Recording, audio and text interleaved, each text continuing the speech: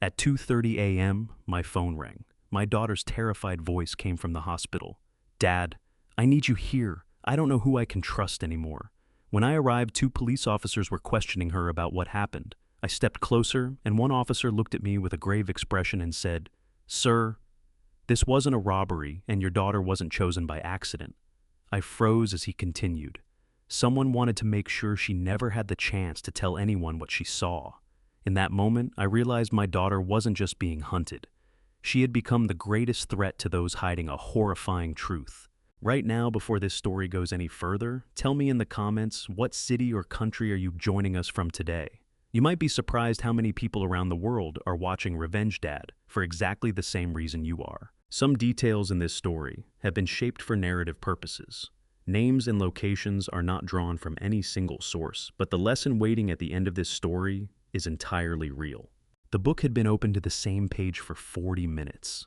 I noticed that only when the phone rang because the sound yanked me back into the room, back into the leather armchair, back into the quiet house on Marengo Avenue in Pasadena, where I had lived for 31 years. The reading lamp cast a warm yellow circle across the desk, and beyond the window, the street was dark and completely still.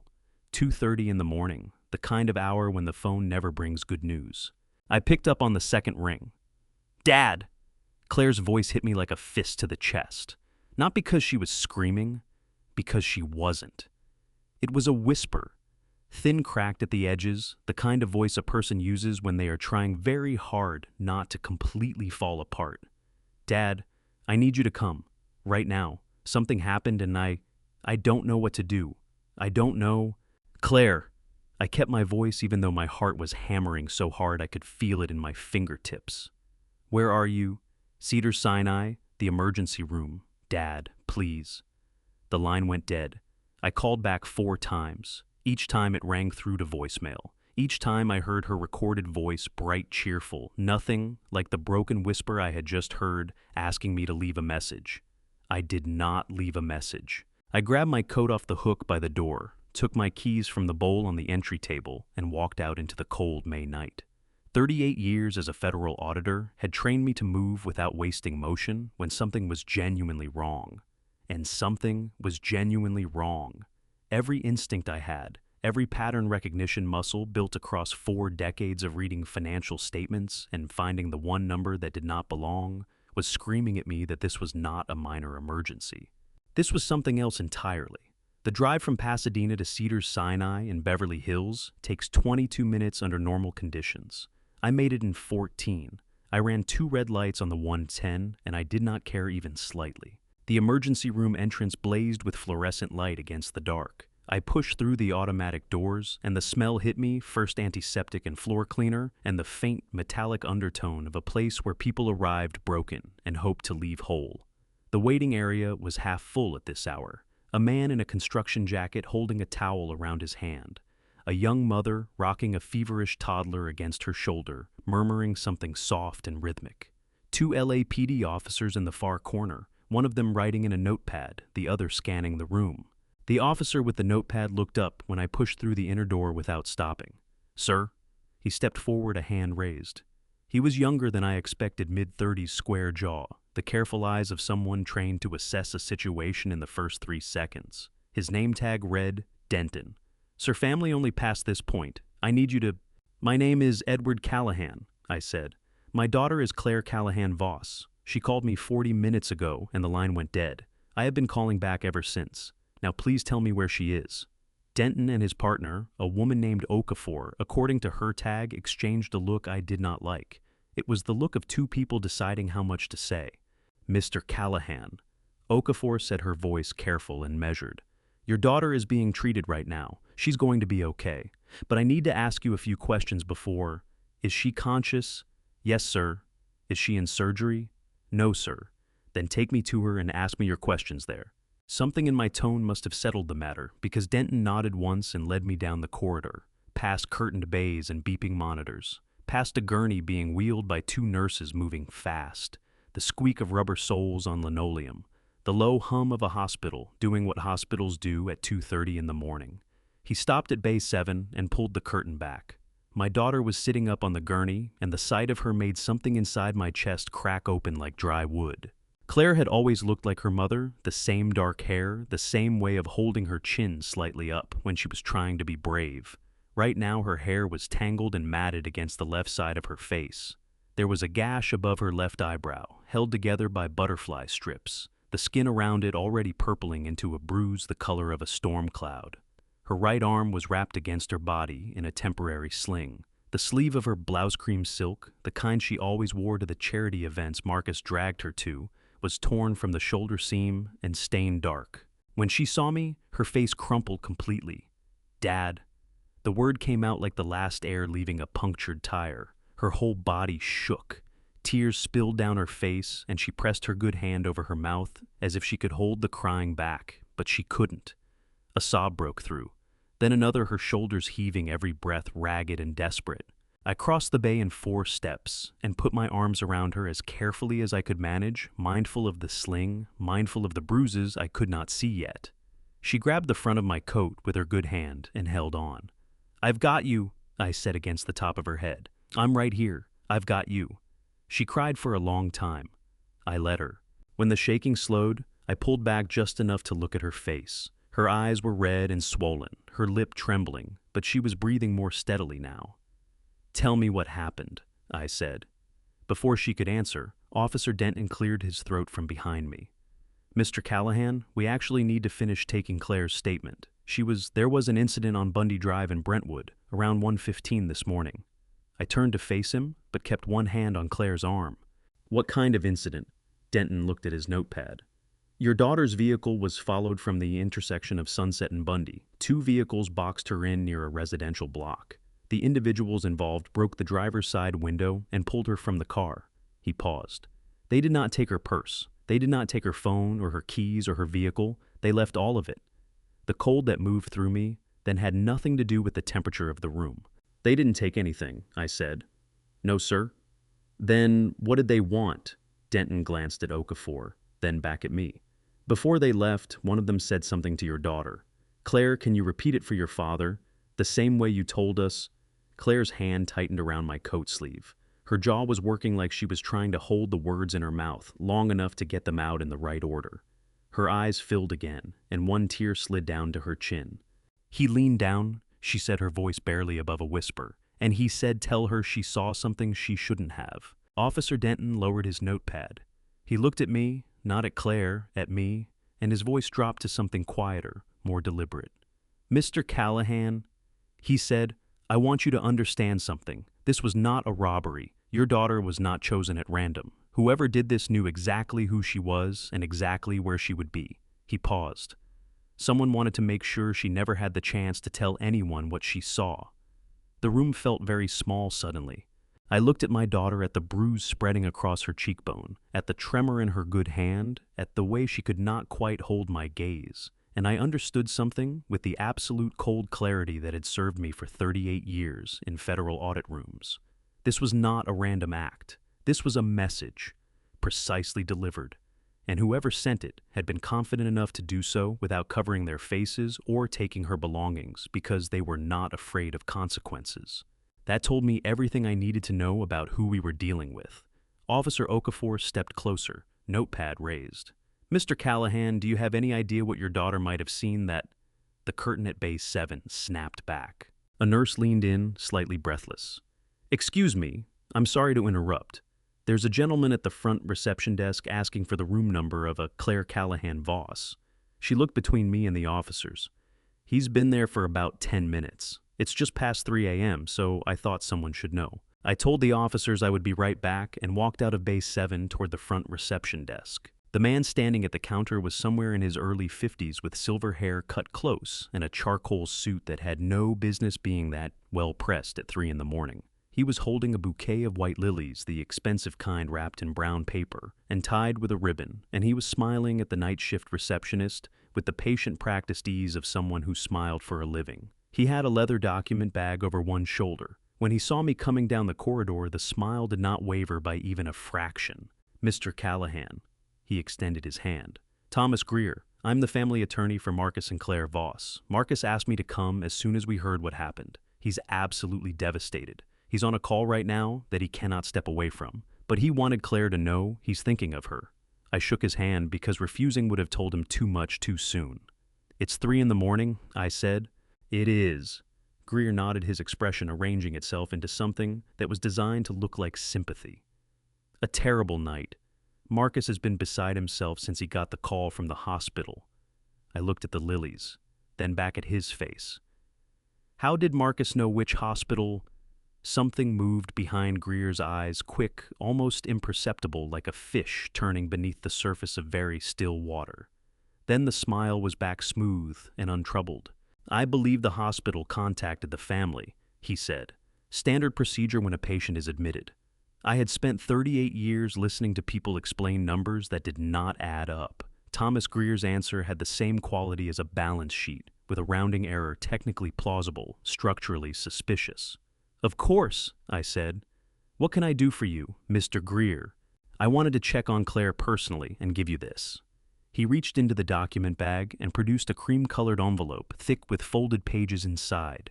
He held it out to me, with both hands the gesture of someone presenting a gift. "Just a standard privacy protection agreement. Given the circumstances, Claire's injuries, the police involvement, the potential for this to become a media matter, Marcus and his family want to make sure everyone is protected. It's completely routine in situations like this." I took the envelope. I opened it. The document inside was 11 pages long. I read every line of the first 3 pages standing at the reception desk under the fluorescent lights, while Thomas Greer maintained his smile and the night shift receptionist pretended to type. A non-disclosure agreement, broad enough to cover any statement Claire might make to any party law enforcement media, family members, legal representatives regarding the internal affairs of the Voss family or Voss Diamond Group. In exchange, a one-time payment of $50,000 and a commitment from Marcus Voss to cover all medical expenses related to tonight's incident. My jaw tightened so hard, I felt it in my back teeth. I folded the pages carefully along their original creases. I slid them back into the envelope. I held the envelope out to Thomas Greer and waited until he took it from my hand. "How long did it take you to drive here from Bel Air?" I asked. Greer blinked. It was the first genuinely unguarded reaction he had shown. "I'm sorry, Bel Air to Cedars-Sinai. How long does that drive take at this hour?" 20 minutes, perhaps 25. "So you left the house around 2:35. I looked at him steadily. "My daughter called me at 2:32. The call lasted 40 seconds before it disconnected." I paused to let that settle. "The hospital would not have contacted the family in that window, not in 3 minutes. The admission paperwork alone takes longer than that." The smile on Thomas Greer's face did not disappear. It was more precise than that it became fixed, like a photograph of a smile rather than the real thing. "Mr. Callahan?" I looked at the envelope in my hand one final time. Under federal law, a non-disclosure agreement cannot be used to suppress information about a criminal act. The moment those men pulled my daughter out of her car, this document became unenforceable. Thomas Greer knew that. He was counting on the fact that I did not. "Good night, Mr. Greer." I said it the way I used to end audit meetings when I had found what I was looking for, and there was nothing left to discuss. Flat final. No room for a follow-up question. "Thank you for the flowers." I turned and walked back down the corridor without waiting for his response. Back in Bay, 7 officers Denton and Okafor were gathering their notepads. Denton handed me a card with a case number and told me a detective from LAPD's West Bureau would follow up within 48 hours. I thanked him. I did not mention Thomas Greer, not yet. Some information was worth more in your own pocket than shared on a police report that anyone with the right contacts could read. When the officers left, I pulled the plastic visitor's chair close to Claire's gurney and sat down.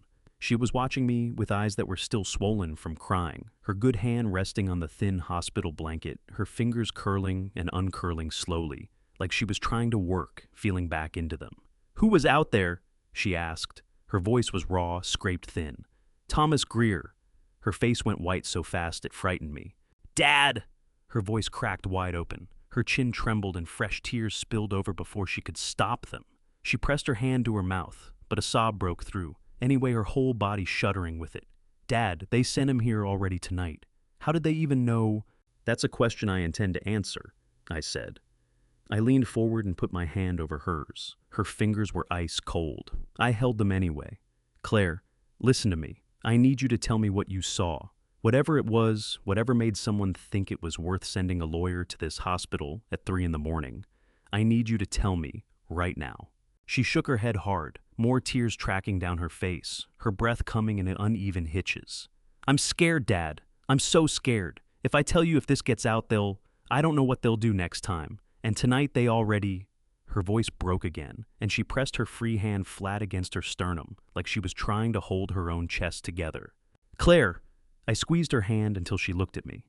"I am not going to let anything happen to you. Do you understand me? I need you to trust me the way you trusted me when you were 8 years old, and you were convinced there was something in the closet. Do you remember what I told you then?" She let out a wet, fractured sound that was almost a laugh. "You said the best way to stop being scared of something is to turn the light on and look at it." "That's right." I kept my eyes on hers. "So let's turn the light on." She breathed in shakily. She breathed out.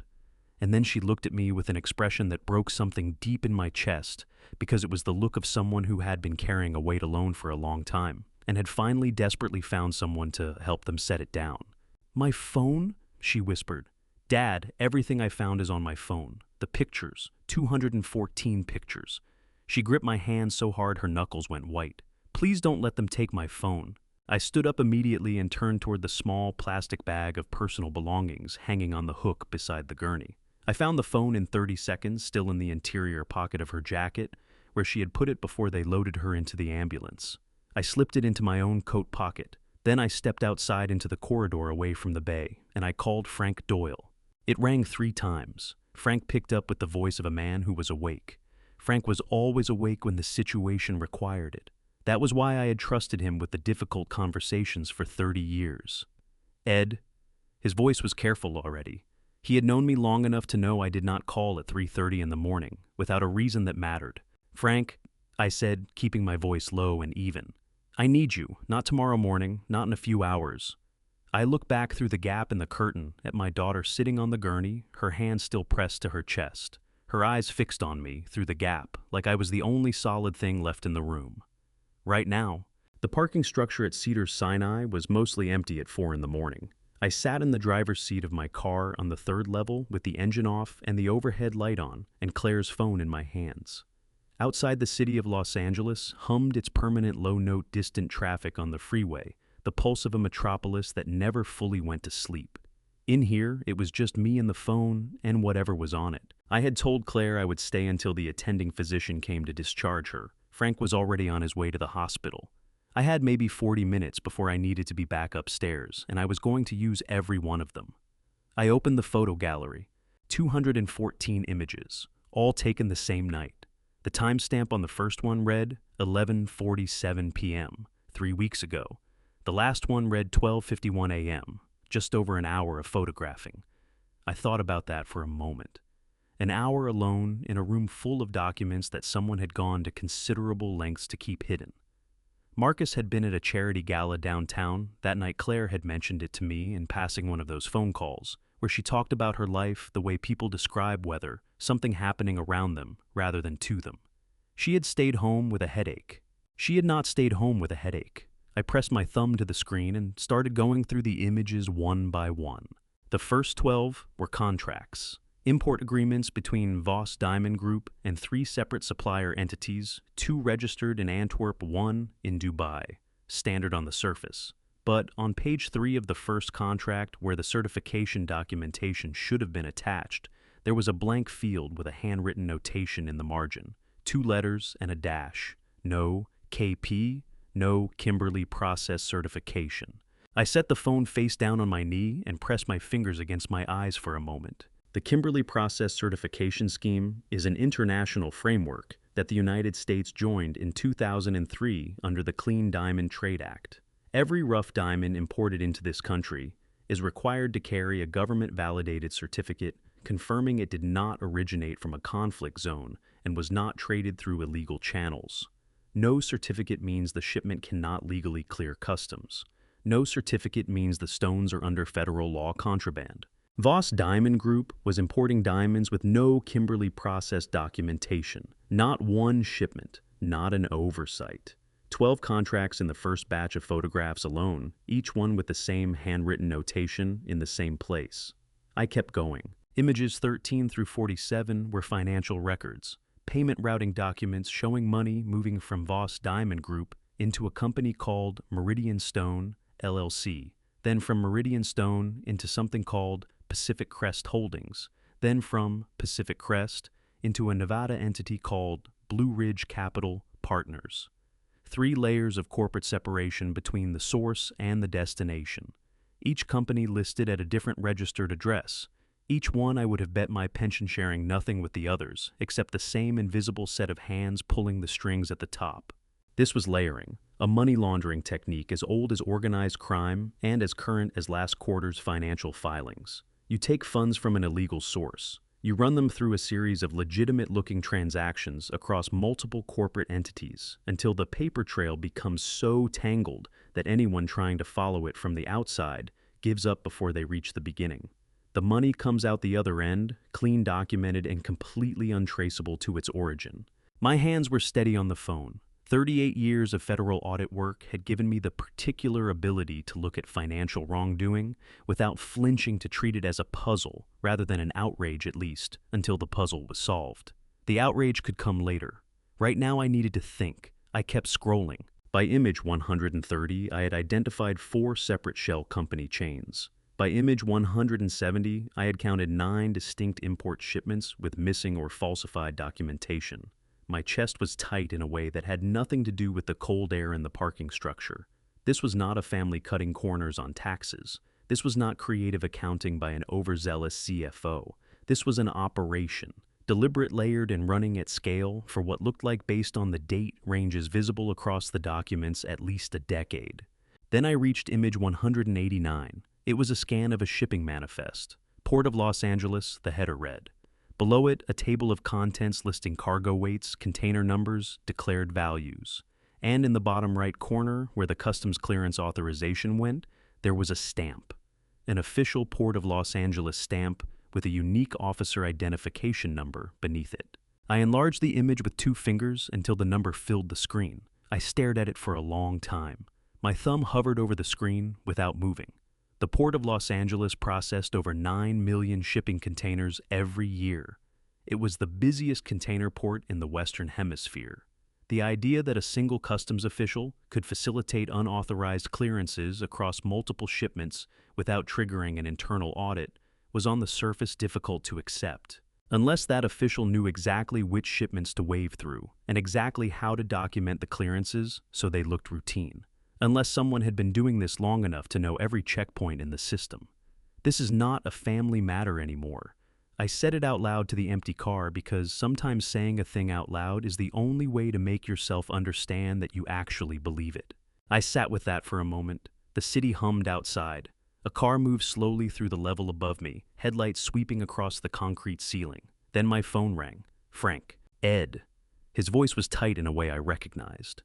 Frank Doyle had defended 3 clients against federal indictment in the last decade and won 2 of them. He did not get that particular tightness in his voice unless the situation warranted it.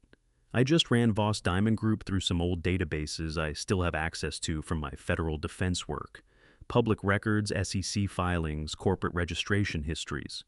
And, I said, there was a federal investigation opened in June of 2019. He paused. Voss Diamond Group was the named entity. The investigating agency was the FBI's Financial Crimes Unit out of the Los Angeles field office on Wilshire.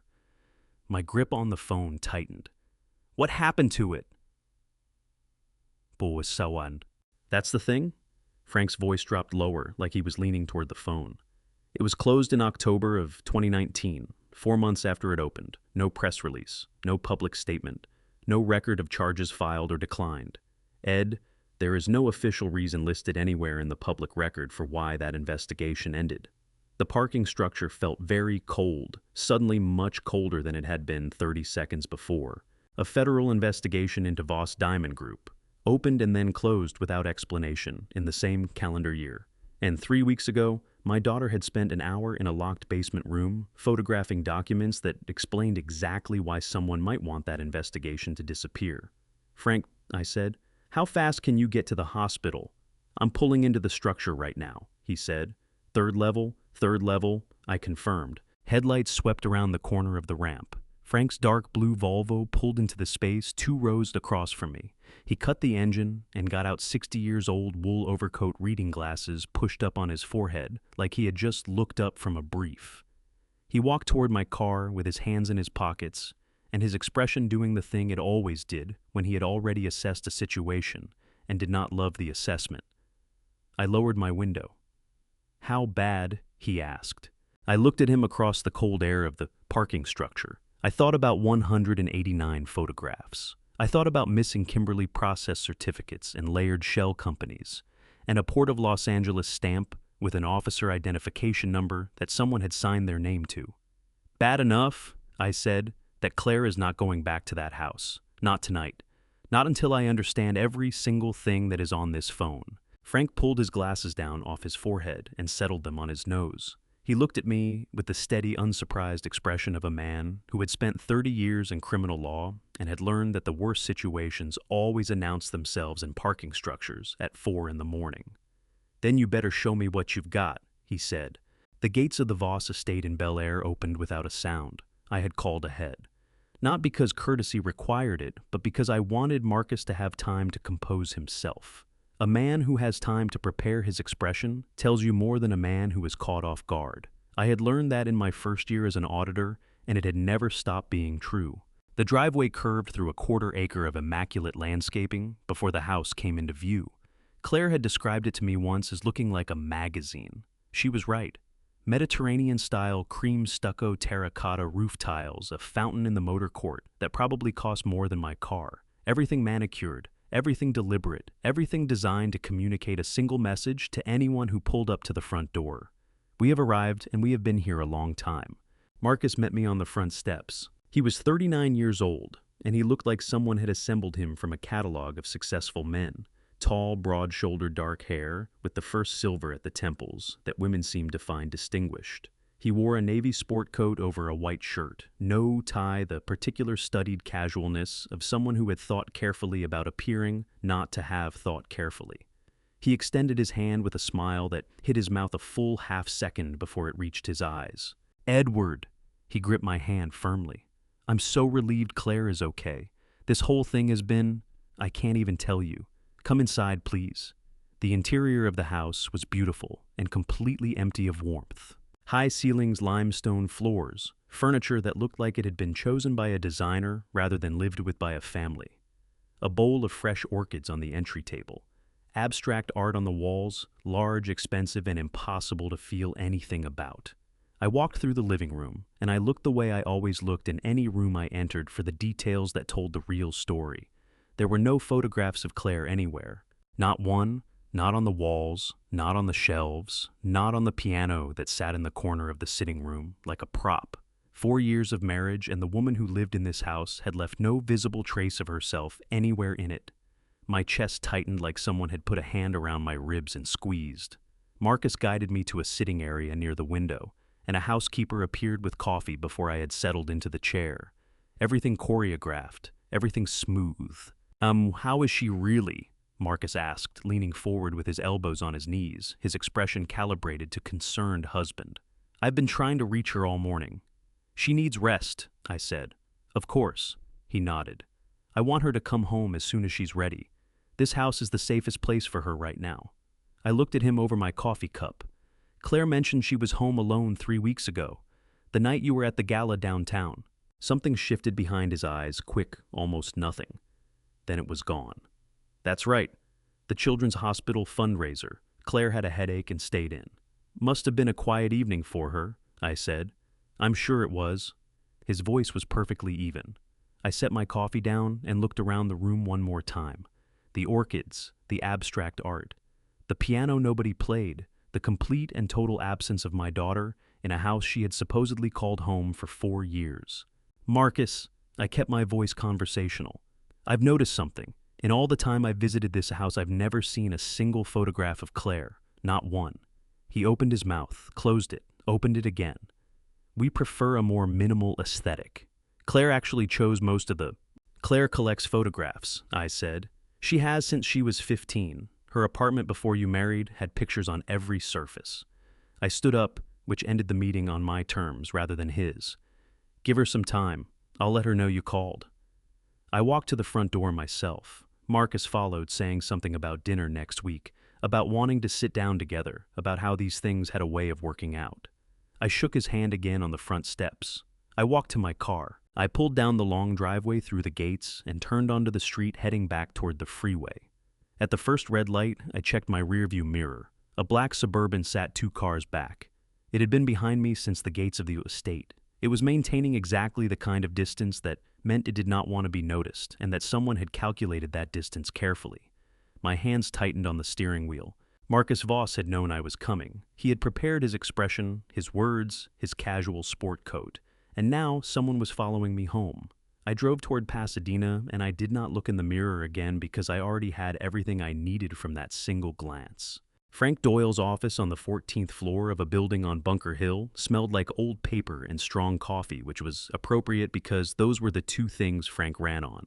It was past midnight by the time we spread everything across the conference table, printed enlargements of Claire's photographs, my handwritten notes from the parking structure, Frank's own research pulled from public corporate databases over the course of the afternoon. The city of Los Angeles glittered 30 stories below the window, indifferent and enormous, doing what it always did, regardless of what was happening in any particular room above it.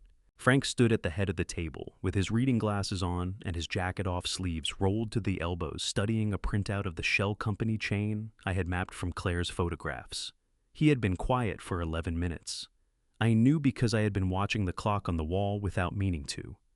"Walk me through it again," he said finally without looking up. "From the beginning." "Voss Diamond Group imports rough diamonds," I said. "The shipments come in without Kimberly process certification, which means they cannot legally clear U.S. customs under the Clean Diamond Trade Act. Someone at the port is waving them through anyway." I moved to the right side of the table and pointed to the chain I had drawn on a legal pad.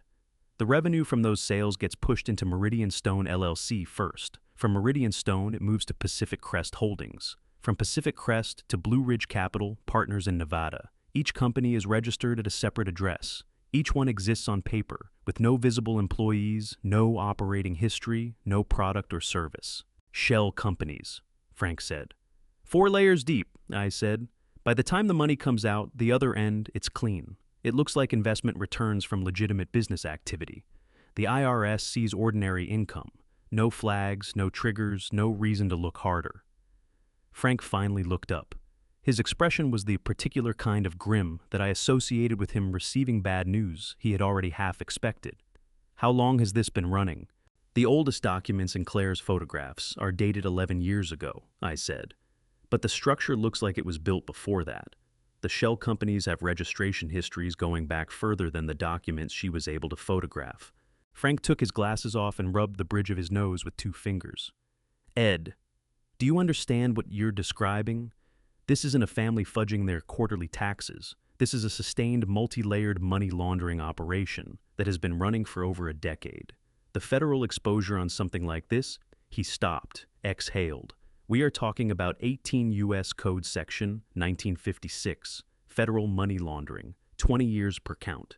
And if the diamond smuggling runs parallel to the laundering, you add Clean Diamond Trade Act violations on top of that." "I know what I'm describing," I said. "And you're certain the documents are authentic, not fabricated?" I thought about my daughter's face in Bay 7, the way she had grabbed my coat with her good hand and held on. "Claire didn't fabricate anything," I said. "She found a room that someone had gone to significant effort to lock. She photographed what was inside it. The documents are real."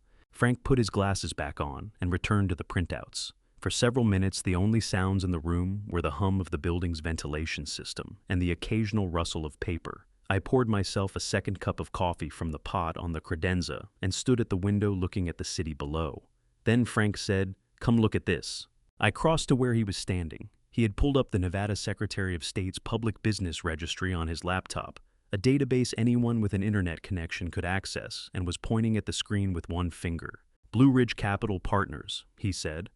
"Nevada registration 2013, listed manager at time of registration, a holding company called Crestwood Advisors LLC." He clicked through to another screen. "Crestwood Advisors, Delaware registration 2011. I ran the registered agent and cross-referenced the address." He looked at me over the top of his glasses. The name on the original incorporation documents for Crestwood Advisors is not Marcus Voss. My stomach dropped 2 inches. Then whose name is it? I asked, though something in the back of my mind had already started assembling the answer before Frank said it out loud. Frank turned the laptop to face me. The name on the screen was Delia Voss. The air in the room felt different, suddenly thicker, heavier the way air feels before a storm rolls in off the Pacific. I stared at the screen. Delia Voss, not her son, not a business partner, the 67-year-old widow who organized charity galas and sat in the front row at the Los Angeles Philharmonic and smiled at me across a church aisle at her son's wedding with the gracious warmth of a woman who had everything she had ever wanted. She built it, I said. The words felt strange in my mouth, like speaking them made something irreversible true. Marcus isn't running this. He never was. That's what the public records suggest, Frank said carefully, which means we have been looking at the wrong person from the beginning. He closed the laptop and straightened up, and I could see him shifting into the mode I had watched him occupy in difficult conversations for 30 years, clear-eyed, tactical, already thinking 4 steps ahead. Ed, I have to ask you something, and I need an honest answer. Go ahead. Are you prepared for what comes next? Because once we take this to the right people, there is no version of this that ends quietly. Claire will be in the middle of it. You will be in the middle of it. He held my gaze steadily. These are not small-time operators. This is a family that has been running a sophisticated criminal enterprise for over a decade without getting caught. They have resources, they have lawyers, and now they know that someone has been inside that basement room. I thought about the black Suburban in my rearview mirror. I thought about Thomas Greer and his 11-page NDA and his bouquet of white lilies at 3 in the morning. I thought about my daughter pressing her hand flat against her chest in base 7, like she was trying to hold herself together. Frank, I said, they put my daughter in a hospital. They sent a lawyer to her bedside before the bruises had even finished forming. I set my coffee cup down on the table. I spent 38 years finding the truth inside numbers that people had worked very hard to hide. I am not going to stop now because the numbers got bigger. Frank looked at me for a long moment. Then he nodded once slowly and reached for his own coffee. Then we do this right, he said. We build the file completely before we approach anyone. No gaps, no loose ends. We give them nothing to challenge. He paused. And Ed, we need to talk about who we approach, because whoever shut down that FBI investigation in 2019 didn't do it from the outside. The room felt very quiet after that. Jimmy Caruso had been a detective with the LAPD for 15 years, before a knee injury and a disagreement with his precinct captain pushed him into private work. He was thorough, discreet, and he charged $400 a day plus expenses. I had used him twice before on cases where a client suspected internal fraud and needed eyes on a building without anyone knowing there were eyes on the building. I had called him on the morning of May 4th and given him one instruction: watch the Bel Air estate and the Century City offices of Voss Diamond Group. Document arrivals, departures, and anything that looked like it did not belong in a routine business day. Do not make contact. Do not get close enough to be noticed. He had lasted 4 days. The call came from Cedars-Sinai, the same hospital where Claire had been treated 6 days earlier, which struck me as a coincidence too. Pointed to be a coincidence. I drove there in 23 minutes and found Jimmy in a bed on the 2nd floor with 2 cracked ribs, a split lip, and the particular hollow expression of a man who had been badly frightened and was still deciding whether to admit it. Jimmy! I pulled a chair to the side of the bed. His left eye was swollen, nearly shut the skin around it, the color of an overripe plum. Tell me what happened. He shifted against the pillow and winced hard, his hand going instinctively to his ribs. I was made, he said. His voice was rough, like something had scraped the inside of his throat. Day 4, Century City parking structure, level 2. I had been careful, Ed. I was 200 feet back. I changed positions every 40 minutes. He stopped, swallowed. They came out of nowhere, 3 of them. They didn't say a word, just moved me to a corner and made their point. He looked at the ceiling. They left my wallet, left my camera, left everything, just like your daughter. The same message delivered a different way. Did you recognize any of them? I asked. No. He said it too fast, and his good eyes skittered away from my face when he said it, and I understood that he was not going to tell me anything more about the men, regardless of what I asked. He was scared in the deep-settled way that meant he had already calculated the cost of talking and decided it was too high. I did not push him. I thanked him, told him his fee would be paid in full, and walked back to the elevator. In the parking structure, I sat in my car and stared at the concrete wall in front of me, the Suburban from Bel Air. Of course, they had not just followed me home, they had followed me long enough to identify everyone connected to me who was watching them back. I had underestimated how quickly they would move, and Jimmy Caruso was in a hospital bed because of it. My phone rang. Unknown number. I answered it. Mr. Callahan. The voice was male-measured with the careful diction of someone who had thought about every word before dialing. I hope Mr. Caruso is recovering well. I asked them not to do anything too serious. Every muscle in my body went rigid. Who is this? I said, though my stomach had already told me the answer before the man confirmed it. Marcus Voss. A pause. Not dramatic, practical. The pause of someone organizing their next sentence. I'm calling because I want you to understand something, and I think it's better that you hear it directly from me rather than through lawyers or intermediaries. Then say it, I said. There are people involved in this situation who are not under my control. His voice was careful, precise, every word placed like a chess piece. I can influence certain things. I cannot influence everything. What happened to your investigator today was not something I ordered, but I could not prevent it either. Another pause. I think you should know that. I gripped the phone hard enough that my knuckles ached. Are you warning me, Marcus, or threatening me? I'm telling you the truth, he said. What you do with it is your business. And then the line went dead. I sat in the car for a long time after that, turning those words over and examining them the way I would examine a set of accounts that did not balance.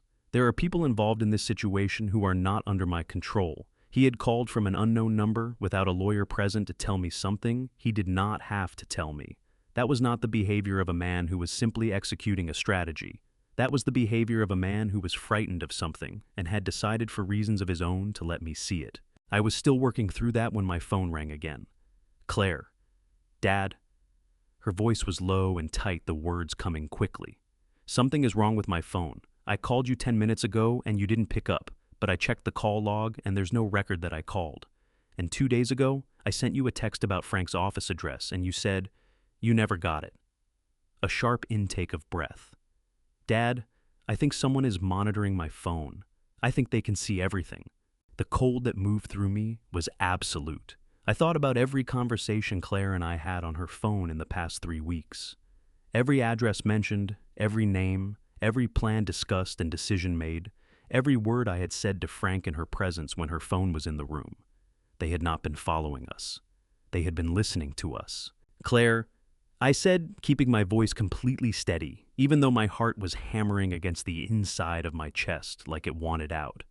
I need you to do something right now. Put your phone face down on the kitchen counter and walk away from it. Use the landline to call me back in 5 minutes. Dad, you're scaring me. 5 minutes? I said. I'll explain everything. Go. I hung up. I sat in the parking structure. I breathed in through my nose and out through my mouth the way I had learned to do in high-pressure audit rooms, when the numbers on the page were worse than anyone in the building was prepared to hear. Then I started the car and drove because there was work to do, and being scared was not a reason to stop doing it. The digital forensics consultant Frank used operated out of a windowless suite on the 6th floor of a building in Culver City that had no name on the door and no listing in the building directory. The man himself was somewhere in his mid-40s with the kind of face that was professionally forgettable and the kind of eyes that missed nothing. He took Claire's phone without a word, connected it to a device the size of a paperback novel, and began typing on a separate keyboard while Frank and I sat in 2 chairs against the wall and waited. 17 minutes later, he turned his monitor to face us. Pegasus variant, he said. Commercial spyware, the kind that gets licensed to governments and then leaks into the private market every few years when someone with access decides the money is better than the principle. He pointed to a line of code on the screen that meant nothing to me visually, but clearly meant something to him. Installed 31 days ago. Full access calls, texts, emails, GPS location, microphone activation when the device is in use. He paused. Whoever put this on the phone has been reading your mail for a month. The chair I was sitting in suddenly felt very hard. 31 days, I said. Give or take. He leaned back. You want the good news or the bad news? Bad news first, Frank said. Bad news is that anything discussed within range of this phone for the past month has to be considered compromised. Names, addresses, strategy, evidence, all of it. He folded his hands on the desk. Good news is that the spyware transmits on a schedule. Every 4 hours, it packages everything it has collected and sends it to a remote server, which means there is a 4-hour window between transmissions where you can use the phone to send false information, and they won't know it's false until the next transmission cycle. Frank looked at me. I looked at Frank. Something shifted between us, the particular realignment that happened when a situation that looked like a defeat revealed itself to be something else. "Can you identify who installed it?" I asked. The consultant shook his head. The installation pathway was remote. Someone sent a link probably disguised as something routine, a calendar, invite a document share, and when the phone user clicked it, the software installed silently in the background. I can tell you when it was installed and what it has been doing. I cannot tell you from a keyboard who put it there. I already knew who put it there.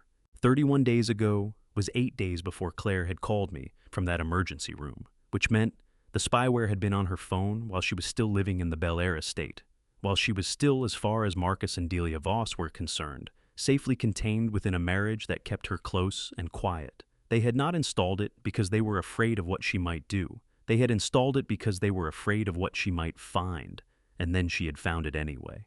"Frank," I said, keeping my voice completely flat. Thomas Greer arrived at Cedars-Sinai within 25 minutes of Claire's admission. The hospital did not contact the family in that window. I checked the admission records. The first next of kin notification went out at 3:47 a.m., 40 minutes after Greer was already in the building. Frank's jaw tightened. "The GPS." "The GPS," I confirmed. "They tracked her to the hospital in real time. That is how Greer knew which hospital, which floor, and how much time he had before I arrived." I looked at the monitor at the lines of code that represented a month of my daughter's private life and felt something hot and acidic move through my chest. They were watching her every move the entire time.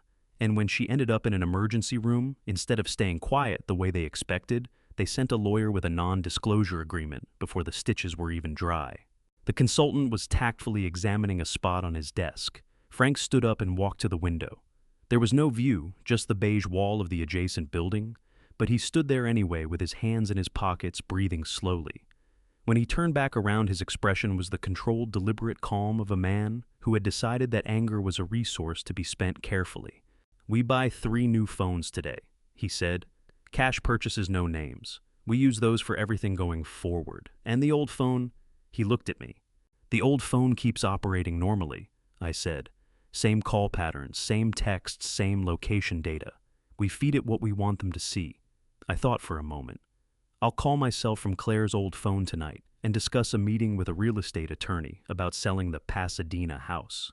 Let them spend 4 hours thinking I'm preparing to run." Frank almost smiled. "And while they're looking at that, we keep moving," I said. We thanked the consultants, paid him in cash, and took the elevator down to the parking level. Outside, the May afternoon was warm and bright, the kind of Los Angeles day that made it difficult to believe anything dark was happening anywhere in the city. We walked to Frank's car and stood beside it. "There's something else," Frank said. He reached into his jacket and produced his own phone, already open to a text message. He held it out to me. "This came in while we were upstairs." I read it. 3 sentences, a request for a private meeting, a statement that the matter concerned my professional history, and a name at the bottom. Delia Voss. My stomach clenched like a fist closing around cold water. She had not contacted me. She had not contacted Frank as my attorney of record.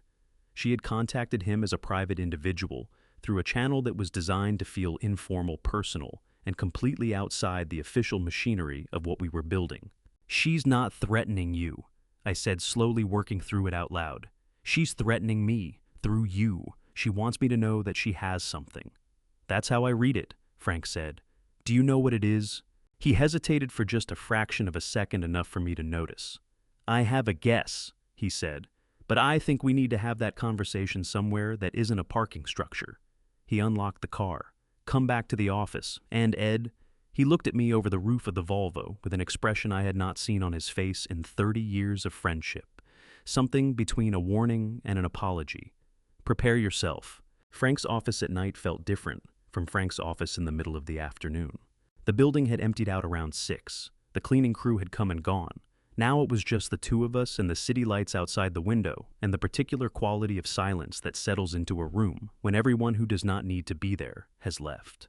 Frank had poured 2 glasses of bourbon from the bottle he kept in the bottom drawer of his credenza. The good kind, the kind he only brought out when a conversation was going to be difficult. That told me more than anything he had said in the parking structure. I picked up the glass. I did not drink from it yet. "Tell me about the meeting," I said. Frank sat down across from me and laced his fingers together on the desk. He had taken his jacket off, and his tie was loosened, which for Frank Doyle was the sartorial equivalent of a distress signal. "She called me directly," he said. "Not through Greer, not through any official channel. My personal cell number, which she should not have had. The conversation lasted 8 minutes. What did she say? She was gracious." He said the word like it tasted bad. Warm even. Asked about my practice, mentioned she had heard good things about my work over the years. And then, about 3 minutes in, she mentioned your name. He paused. "She said she had always admired your reputation. That 38 years of federal audit work was a remarkable achievement.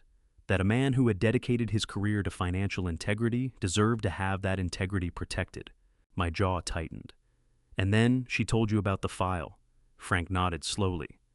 "Consolidated Infrastructure Partners, 2009. A mid-sized construction company based in Glendale. You were the lead auditor on a federal contract compliance review." He looked at me steadily.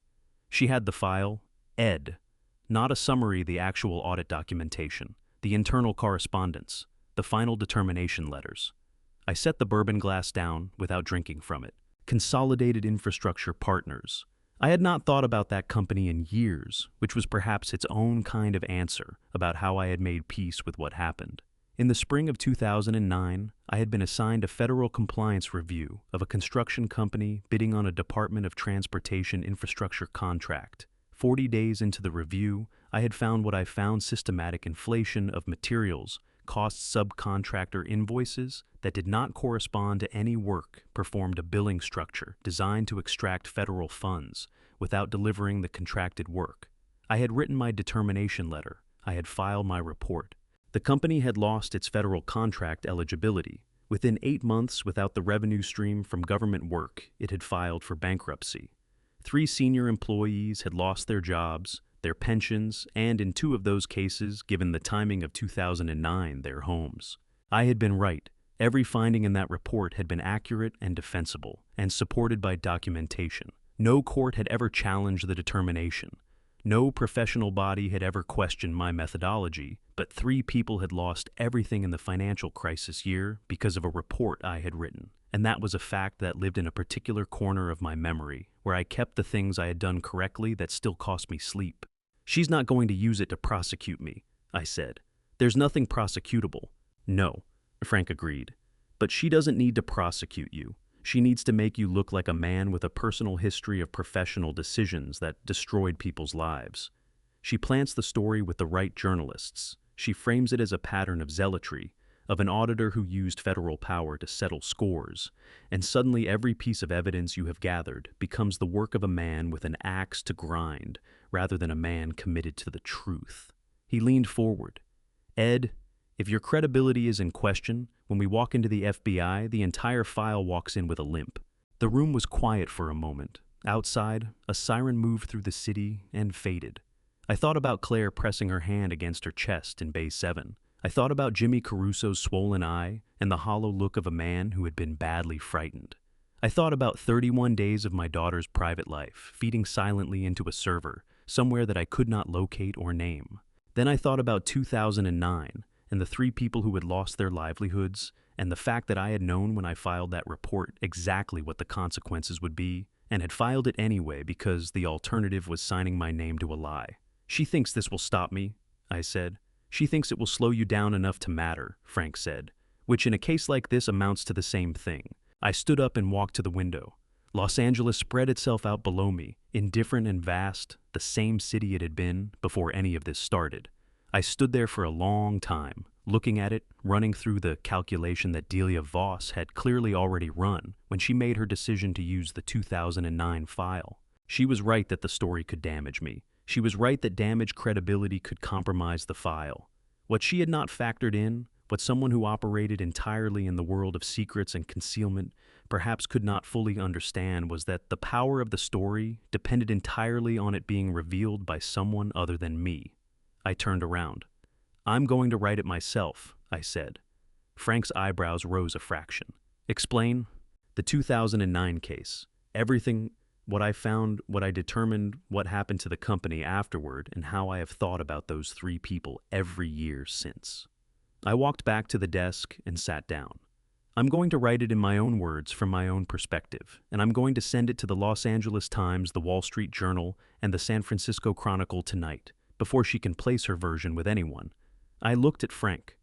"If the story is going to be told, I tell it first, on my terms, in my language." Frank studied me for a long moment. His expression went through several things in sequence: surprise, calculation, and then something that might in different lighting have been respect. "She'll have nowhere to take it," he said slowly. "If you've already published a full account, any journalist she approaches with the same material is publishing a story that's already been told, by you, voluntarily." "There's something else," Skid said. "I need you to make one thing clear in the letter. The 2009 determination was reviewed by 3 independent federal auditors after I filed it. Every finding was upheld. The bankruptcy that followed was the direct consequence of the fraud I documented, not of my report. I am not confessing to a mistake. I am providing full context so that no one can manufacture one." I looked at Frank. "If Delia's lawyers try to use the letter as evidence of personal bias in the FBI case, the letter itself contains the refutation. The facts are in the record. I am simply presenting them first." Frank studied me for a moment longer. "That," he said, "is exactly how a 38-year federal auditor thinks. A man who hides from his past is a man who can be threatened," I said. "A man who owns it is not." Frank picked up his bourbon glass and held it toward me across the desk. "Then we'd better make sure it's well written," he said. I picked up my own glass and touched it to his. I drank. The bourbon was warm and smooth and tasted oddly like something I had been waiting for without knowing I was waiting for it. 5 days of quiet work lay between that conversation and the evening of the 14th, cross-referencing every shell company, verifying every routing number, building the file into something that would not need my voice to carry it. On the evening of May 14th, I sat down at my desk one more time before everything changed. Then I opened my laptop and started to write. The cursor blinked on the blank page for exactly 4 seconds before I began. I had spent 38 years putting the truth into numbers. It turned out that putting it into words was not as different as I had expected. We are halfway through this story, and what comes next changes everything. Before I take you into that room, I need you to do one thing: type the word "father" in the comments. Not for me. For every father watching this who has ever had to decide whether staying quiet was the same as keeping the peace. Please note, this story contains fictional elements woven in for the purpose of meaningful storytelling. It may not reflect events exactly as they occurred. If you prefer content presented differently, feel free to find what works best for you, and thank you for being here this long. I called Delia Voss at 8:15 in the morning and suggested lunch. There was a pause on her end, brief at maybe 2 seconds, and I could hear in that pause the sound of a woman recalibrating. She had expected me to be defensive. She had expected me to go through lawyers to send a formal response, to spend a week deciding how to react to the file she had shown Frank. She had not expected me to pick up the phone the following morning and invite her to a meal. "How delightful," she said, and her voice was exactly what I had expected. Warm-cultured, the voice of a woman who had spent decades making every conversation feel like a privilege she was graciously extending. "I know a lovely place in Beverly Hills. Shall we say noon?" She chose the restaurant, which told me she wanted the home advantage. I arrived 12 minutes early, which told her I did not need one. The restaurant was the kind that did not put prices on the menu and did not need to. White tablecloths, flowers that had been arranged by someone who did it professionally. The soft acoustic murmur of a room full of people conducting business in the language of leisure. I chose a table near the window with clear sightlines to both the entrance and the kitchen, ordered a coffee, and watched the door. Delia Voss arrived at exactly noon. She was 67 years old and she moved through the restaurant the way water moves through a landscape, finding every natural path, meeting no resistance, leaving everything it touched, slightly rearranged without appearing to have exerted any force at all. She wore a dove-gray silk blouse and dark trousers, a single strand of pearls, small diamond earrings that caught the light precisely enough to be noticed and understated enough not to seem like they wanted to be. Her hair was silver white, cut close to the jaw. She smiled when she saw me, and the smile arrived everywhere on her face at once, eyes, mouth, the slight forward lean of her posture, with the practiced completeness of someone who had been performing warmth for so long it had become indistinguishable from the real thing. She extended her hand across the table. Her grip was firm and dry. "Edward," she said, settling into the chair across from me with the ease of a woman who had never once in her life been uncomfortable in a room. "I'm so glad you suggested this. I've been wanting to speak with you properly for some time." "Have you?" I said. "Of course."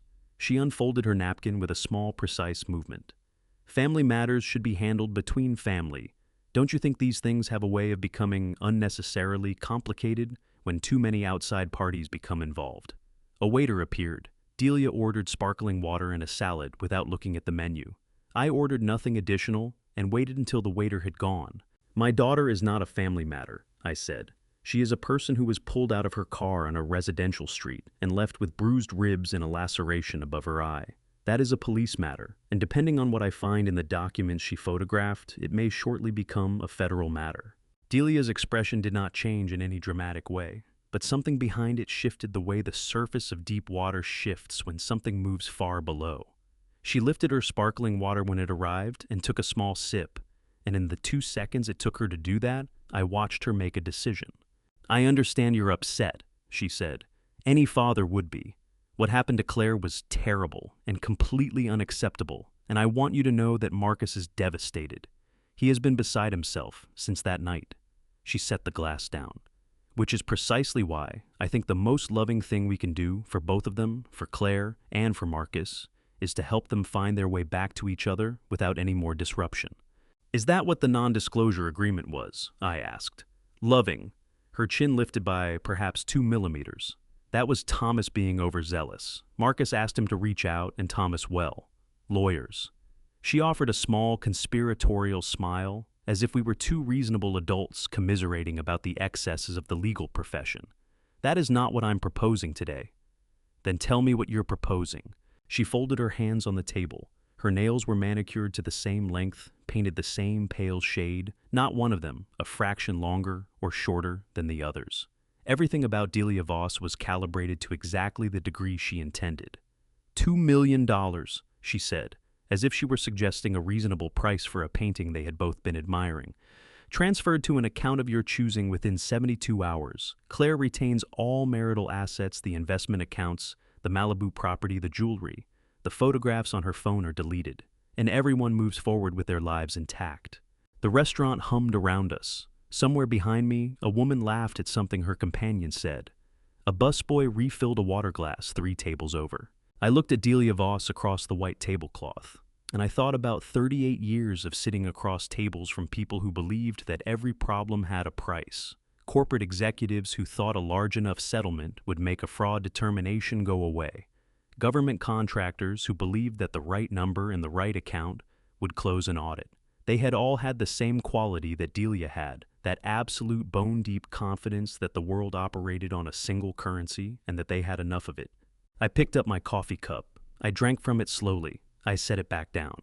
"Mrs. Voss," I said, "I spent 38 years walking into rooms where people put large numbers in front of me and waited for me to decide that the number was more important than what I had found. I never decided that. I pushed my chair back from the table and stood. I turned down bigger numbers than that one from people with more leverage than you currently have." Something moved across Delia's face, then fast, involuntary, gone in under a second. It was not anger. It was something colder than anger. The expression of a person who has just discovered that a calculation they were certain about contains an error they did not account for. "You're making a mistake," she said quietly. "That's possible," I said. "I've made them before. I wrote a full account of my biggest one and sent it to 3 newspapers last night." I buttoned my jacket. "Enjoy your lunch, Mrs. Voss." I walked out of the restaurant into the bright Beverly Hills afternoon, and I had been standing on the sidewalk for less than 30 seconds when my phone rang. Frank, I answered immediately. Ed. His voice was tight and moving fast. Greer just filed. Theft of trade secrets under California Penal Code 499C. Claire is named as the defendant. They're alleging she removed confidential proprietary business documents from Voss Diamond Group's private facilities. A pause. And Ed, the judge assigned to the case, is Harrison Webb. The name landed like a stone dropped into still water. I know that name, I said. You should, Frank said. I'm looking at the Voss Diamond Group Charity Gala guest list right now. Harrison Webb. Every year for the past 8 years, Ed. Every single year. The Beverly Hills afternoon suddenly felt several degrees colder than it had a moment before. How fast can you file a disqualification motion? I asked. I'm already drafting it, Frank said. But Ed, while that motion is pending, the case moves forward, and Greer knows that. He filed today for a reason. I stood on the sidewalk and looked at the restaurant door I had just walked through. Somewhere inside, Delia Voss was eating her salad with the measured calm of a woman who had just watched her opponent make what she believed was the last move of the game. She was wrong about that. But she was not wrong that the game had gotten harder. Frank filed the statement of disqualification against Judge Harrison Webb at 9 the following morning under California Code of Civil Procedure, Section 170.3. He called me as soon as it was submitted, and I could hear in his voice the particular satisfaction of a man who had found the right lever and pulled it at the right moment.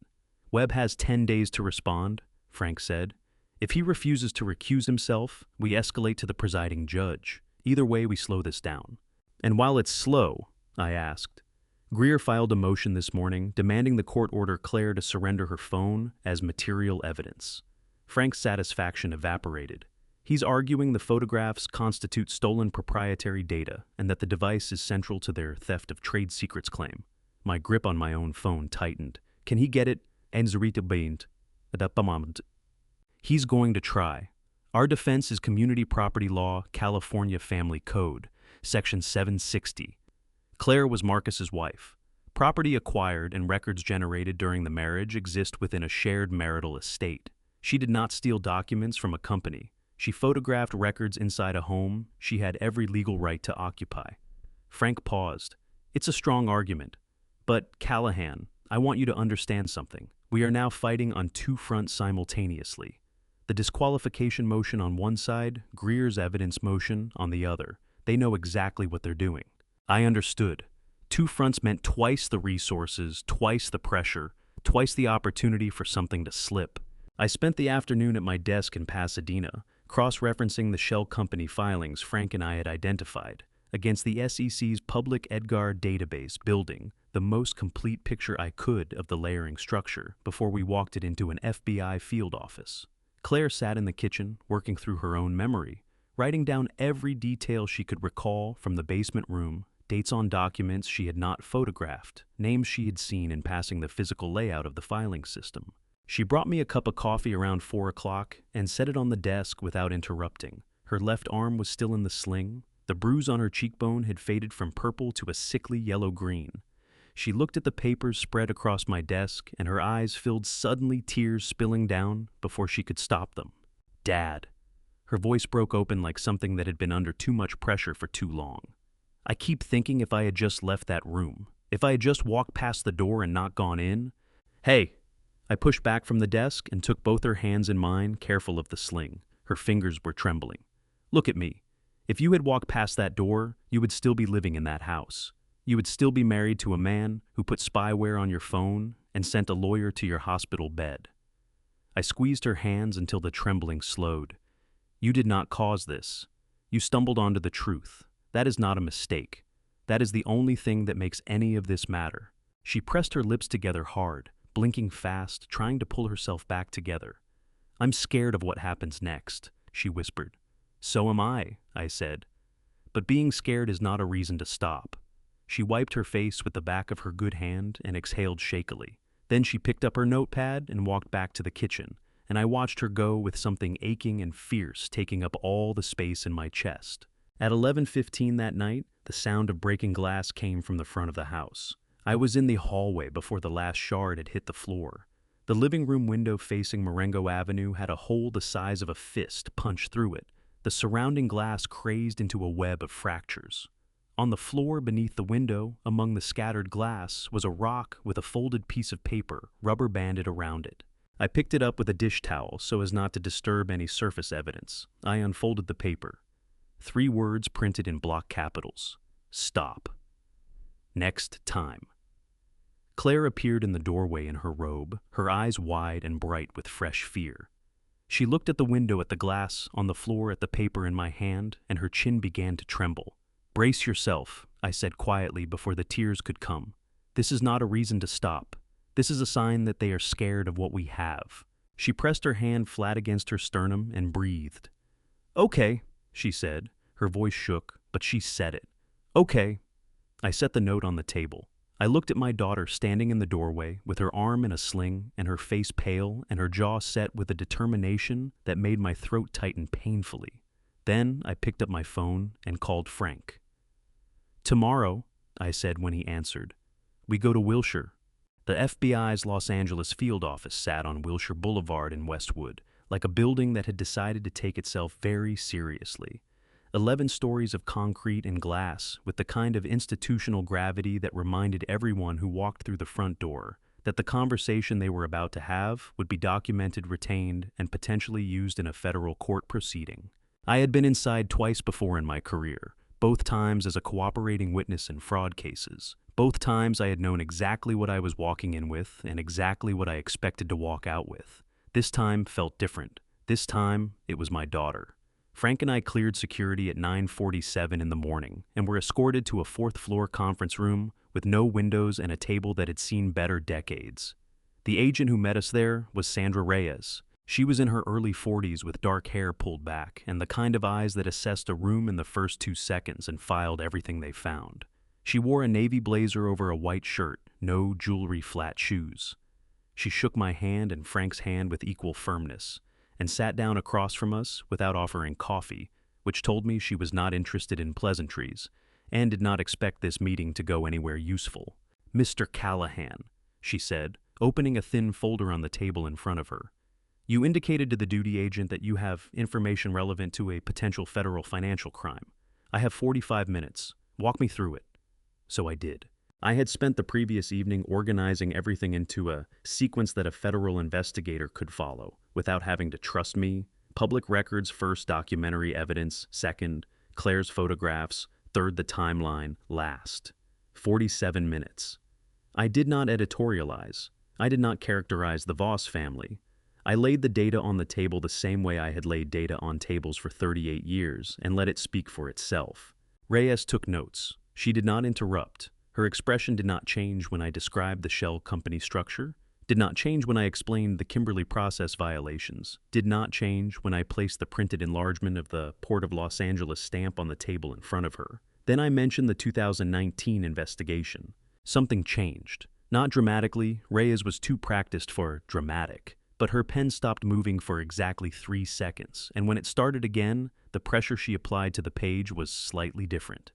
The investigation into Voss Diamond Group, she said, opened June 2019, closed October 2019. You know it, I said. She looked at me steadily. I was a junior agent on the task force that opened it. She set her pen down. We had 6 weeks of solid financial thread shell company patterns, import irregularities, a customs contact we were building toward, and then the case was transferred to a supervisory level review and closed within 30 days. No charges filed, no public statement, no explanation given to the agents who worked it. Her jaw tightened by a fraction. I have thought about that case for 4 years, Mr. Callahan. The room felt warmer suddenly. The Port of Los Angeles stamp in my daughter's photographs, I said. The officer identification number beneath it, do you recognize it? Reyes picked up the enlargement. She studied it for a long moment. Then she set it down very carefully, the way you set something down when you do not want your hands to show what they are feeling. I need to verify something, she said. She stood up and looked at Frank, then back at me. Her voice had changed, the professional skepticism still there, but underneath it, something that sounded like the particular tension of a person who has been waiting a long time for a door to open. Wait here. She left the room.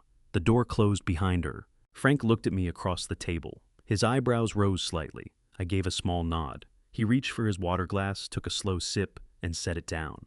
I straightened the folder in front of me and read through the first page again without taking in a single word. We both understood there was nothing to add until Reyes came back. 18 minutes later, Reyes came back. She sat down. She folded her hands on the table. She looked at me with an expression that had shed the last of its professional distance and replaced it with something direct and completely serious. "Mr. Callahan," she said. "The identification number on that stamp belongs to a former Port of Los Angeles customs inspector named Raymond Cole. He retired in 2021. She paused. "He is currently living in San Diego, and he is the name we could never reach in 2019 before the case was closed." She leaned forward slightly. "I need to ask you something, and I need a straight answer. How did your daughter get into that room? Stop right here, because before I tell you who was really behind everything that Claire stumbled onto in that basement room, the name that even the FBI had missed for years, I need you to comment the word truth below. Just that one word. Because what Agent Reyes told me next is the reason this entire story exists. A reminder that this story weaves fictional elements into its structure for storytelling and educational purposes. Specific names, places, and details may not correspond to any single documented case. If this is not the content you were looking for, you are always welcome to step away. But if you are still here, I am glad you stayed. I told Reyes everything about the basement room, how Claire had been home alone that night, how the door had been unlocked, which Claire had thought was careless at the time, but which I now suspected was deliberate attest of some kind that had backfired spectacularly when Claire had walked in with her phone camera already open. I told Reyes about the 214 photographs, about the layering structure, about the port stamp. I put everything on the table. Reyes listened without interrupting. When I finished, she was quiet for a moment. Not the quiet of someone who had nothing to say, but the quiet of someone choosing carefully which of several things to say first. "Marcus Voss did not build this," she said finally. I felt something shift in my chest. "Go on." "When we opened the 2019 investigation, we followed the corporate structure from the top down. Voss Diamond Group, Marcus Voss as CEO, standard leadership accountability model." She turned a page in her folder. "We never got far enough to see what was underneath. But based on what you brought me today and based on these records I pulled in the last 18 minutes, she paused. "The foundational shell company structure was established in 2002. Marcus Voss was 22 years old in 2002. He was a junior at the University of Southern California. The number landed in my mind and settled there like a stone dropping through clear water. "His father," I said. "Robert Voss." Reyes nodded. "Founder of Voss Diamond Group. Died of a cardiac event in February 2009. She looked at me steadily. "The company restructured immediately after his death. New registered agent, new corporate officers. But the shell company chains remained identical. The routing structures remained identical. The Port of Los Angeles contact remained identical." She set her pen down. "Someone who understood the system completely took it over and kept running it without missing a single quarter." "Delia," as I said, "that is the direction the evidence points," Reyes said carefully. "I cannot confirm that officially yet, but I can tell you that a 67-year-old woman who has spent 15 years as the public face of Los Angeles charitable giving while allegedly running a sophisticated federal financial crime is the kind of case that my unit was built for." She stood up. "I need to verify the Raymond Cole connection independently before we go further. I'll be in touch within 48 hours. Frank and I rode the elevator down without speaking. Outside on Wilshire, the afternoon traffic moved in its usual indifferent stream. We stood on the sidewalk, and Frank looked at me with an expression that said he was processing the same thing I was processing. "She believed you," he said. "She already knew half of it," I said. "We just gave her the other half." I drove home to Pasadena alone. The late afternoon light was doing what it did in May in Los Angeles, going gold and long across everything, making the ordinary streets look briefly like something worth photographing. I turned onto Marengo Avenue and pulled into the driveway and saw him immediately. Marcus Voss was sitting on my front porch steps. No car visible, no security, no Thomas Greer hovering nearby with a document bag. Just a man in a dark jacket sitting on the steps of a house that was not his his forearms resting on his knees, his head slightly bowed. He looked up when my headlights swept across him. He looked terrible. The careful construction of his appearance, the perfectly pressed jacket, the practiced ease was gone. His eyes were red at the edges. His jaw carried 2 days of growth that had nothing to do with fashion. He looked like a man who had not slept in the same number of days. I got out of the car and stood in the driveway and looked at him. "You should not be here," I said. "I know." His voice was rough, scraped out. He pressed his hands together between his knees and looked at me with an expression I had not seen on his face in any of our previous encounters. Something raw and unguarded and frightened in a way that was completely different from the controlled performance of the man in the Bel Air sitting room. "Mr. Callahan, I need you to hear something before this goes any further, and I need you to hear it from me, not from a lawyer and not from a federal agent." He held my gaze. "Can I come inside?" The porch light caught his face. His hands, I noticed, were shaking. I looked at this man, my daughter's husband, the person whose family had put her in a hospital bed, who had called me from an unknown number to deliver a warning I still did not fully understand. I looked at his shaking hands and his red eyes, and the particular quality of his fear, which felt genuine in a way that none of his previous performances had. I walked to the front door and unlocked it. 5 minutes, I said. Claire was in the kitchen when I walked Marcus through the front door. She heard the second set of footsteps and came to the doorway, and the moment she saw who was standing in her father's entry hall, the color drained from her face so completely and so fast that I took half a step toward her before she caught herself. Her good hand gripped the doorframe.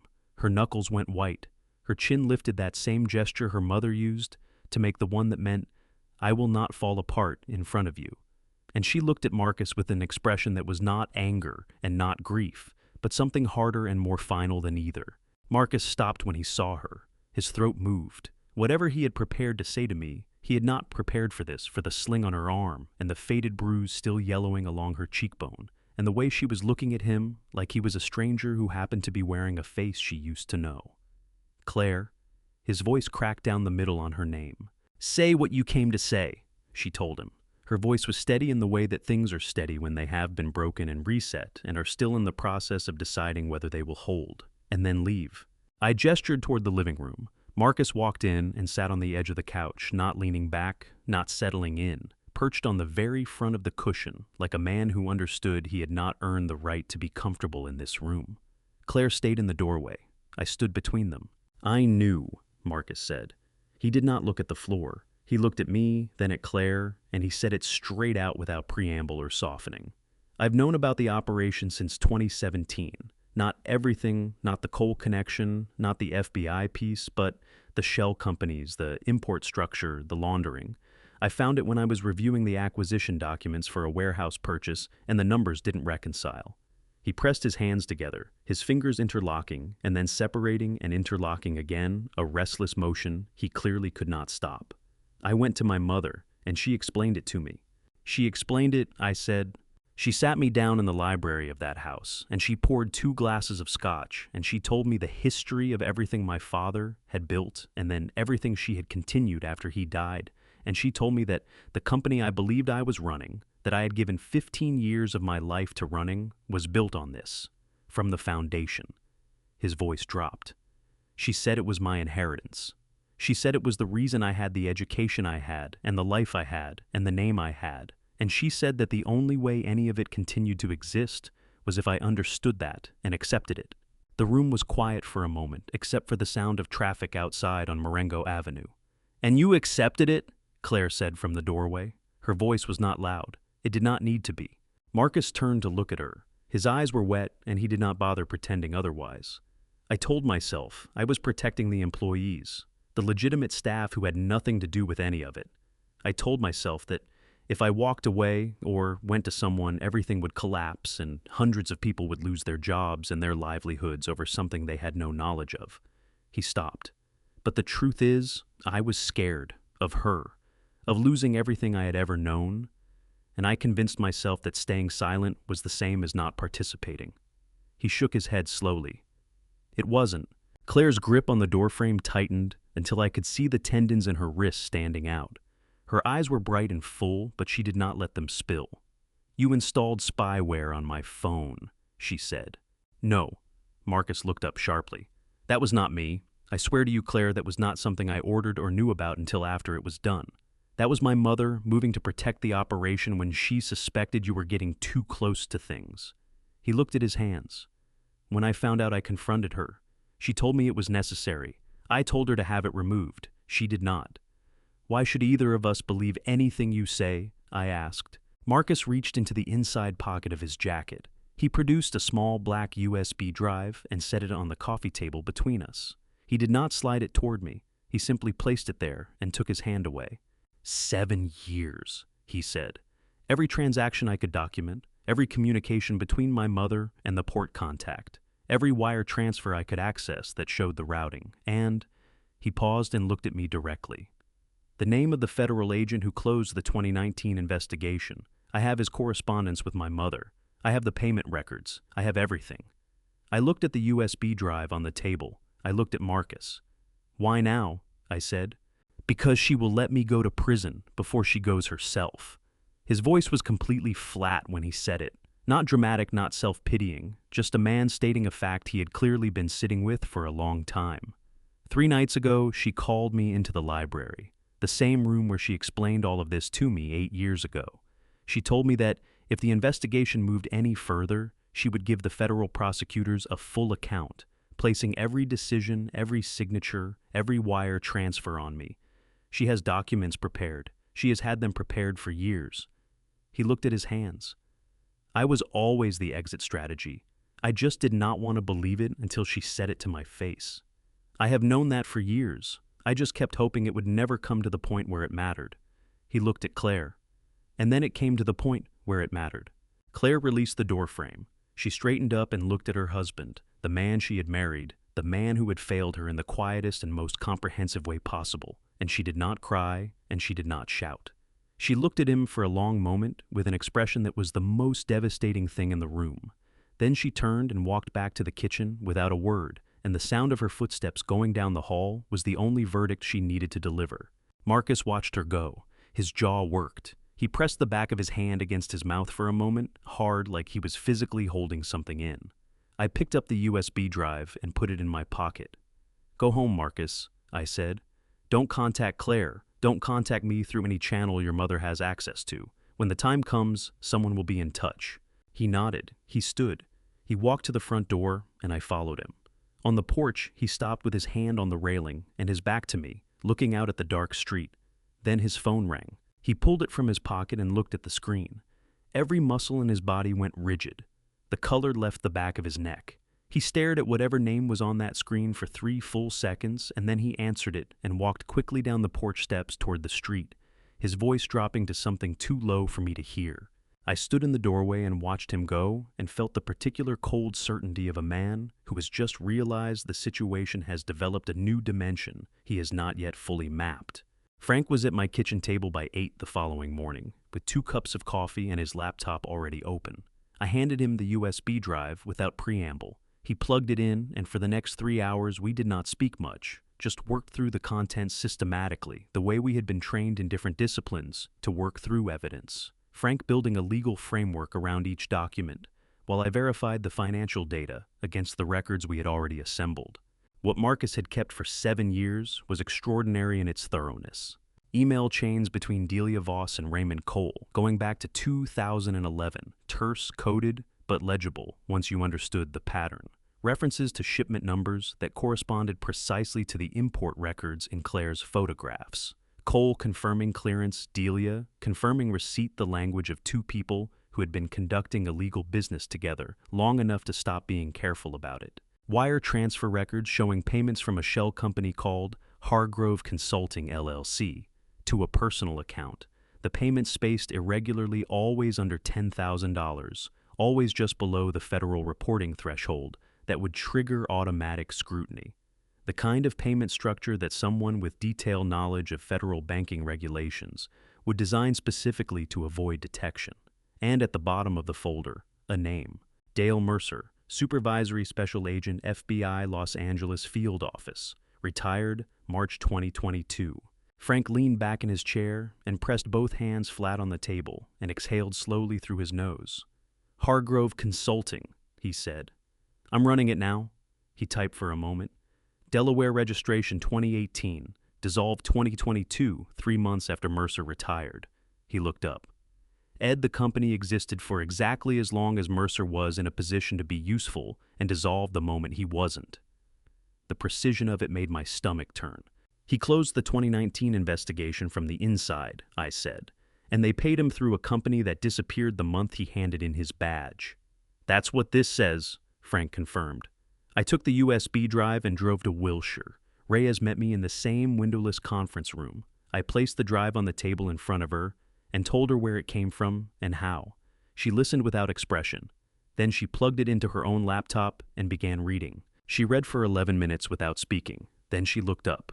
Dale Mercer, she said. The name came out of her mouth like something that had been sitting behind her teeth for a long time. I worked under Mercer for 2 years before the 2019 investigation. He was the one who told us the case was being elevated to supervisory review. She closed the laptop with a careful, deliberate movement. He told us personally. Came down to the floor, gathered the team, said it with a straight face. She was quiet for a moment, and I watched something move through her expression. Not quite anger, not quite grief, but the particular devastation of a person discovering that a betrayal they suspected was real. If this is verified, Mr. Callahan and I intend to verify every line of it within 24 hours. This becomes an obstruction of justice charge under 18 U.S. Code, Section 1503, federal bribery under Section 201. These are serious felonies with no statute of limitations ambiguity at this level. I understand, I said. We will also need to move carefully. Mercer retired, but he still has contacts inside this building. If he gets wind that we are reopening this, she stopped. Be careful with what you say and to whom in the next few days. I drove home through the Los Angeles afternoon, feeling the weight of everything that was now in motion, the grand jury request Reyes had mentioned, before I left the 48 hours she needed the careful machinery of federal prosecution beginning to turn. That night, I sat alone in my study for a long time after Claire had gone to bed. On the desk in front of me was a photograph Claire at 11 years old, standing in the backyard of this same house, holding up a fish she had caught at the reservoir with both hands and grinning so wide her eyes had nearly disappeared.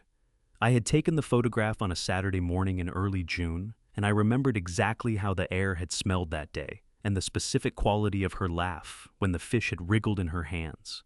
I sat with that photograph for a long time.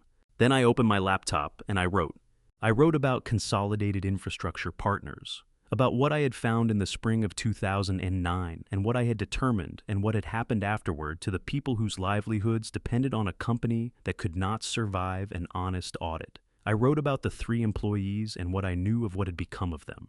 I wrote about the nights I had lain awake in this same house running the calculation again, arriving at the same answer and lying awake anyway. I wrote it in my own voice without apology and without self-pity, because the truth did not require either. At 11:47, I addressed the email to the editors of the Los Angeles Times, the Wall Street Journal, and the San Francisco Chronicle. I read through the letter one final time. Then I pressed send. It was the 14th of May. Frank called at 6:14 in the morning. I was already awake. I had not slept much. I had lain in bed listening to the particular silence of Pasadena at 4 a.m. and thinking about the email I had sent and the things that could not be unsent, and the various ways the morning could arrive. Open the Times, Frank said. I reached for my laptop on the nightstand and pulled up the Los Angeles Times website. It took me 3 seconds to find it because it was not buried. It was on the front page of the California section, time-stamped 5:47 a.m. There were 2 pieces published side by side. The first carried a byline. I did not recognize a staff reporter, the kind of piece that had clearly been written quickly from a prepared briefing, the prose efficient and pointed. The headline read, Questions Surround. Former Federal Auditor's 2009 Determination.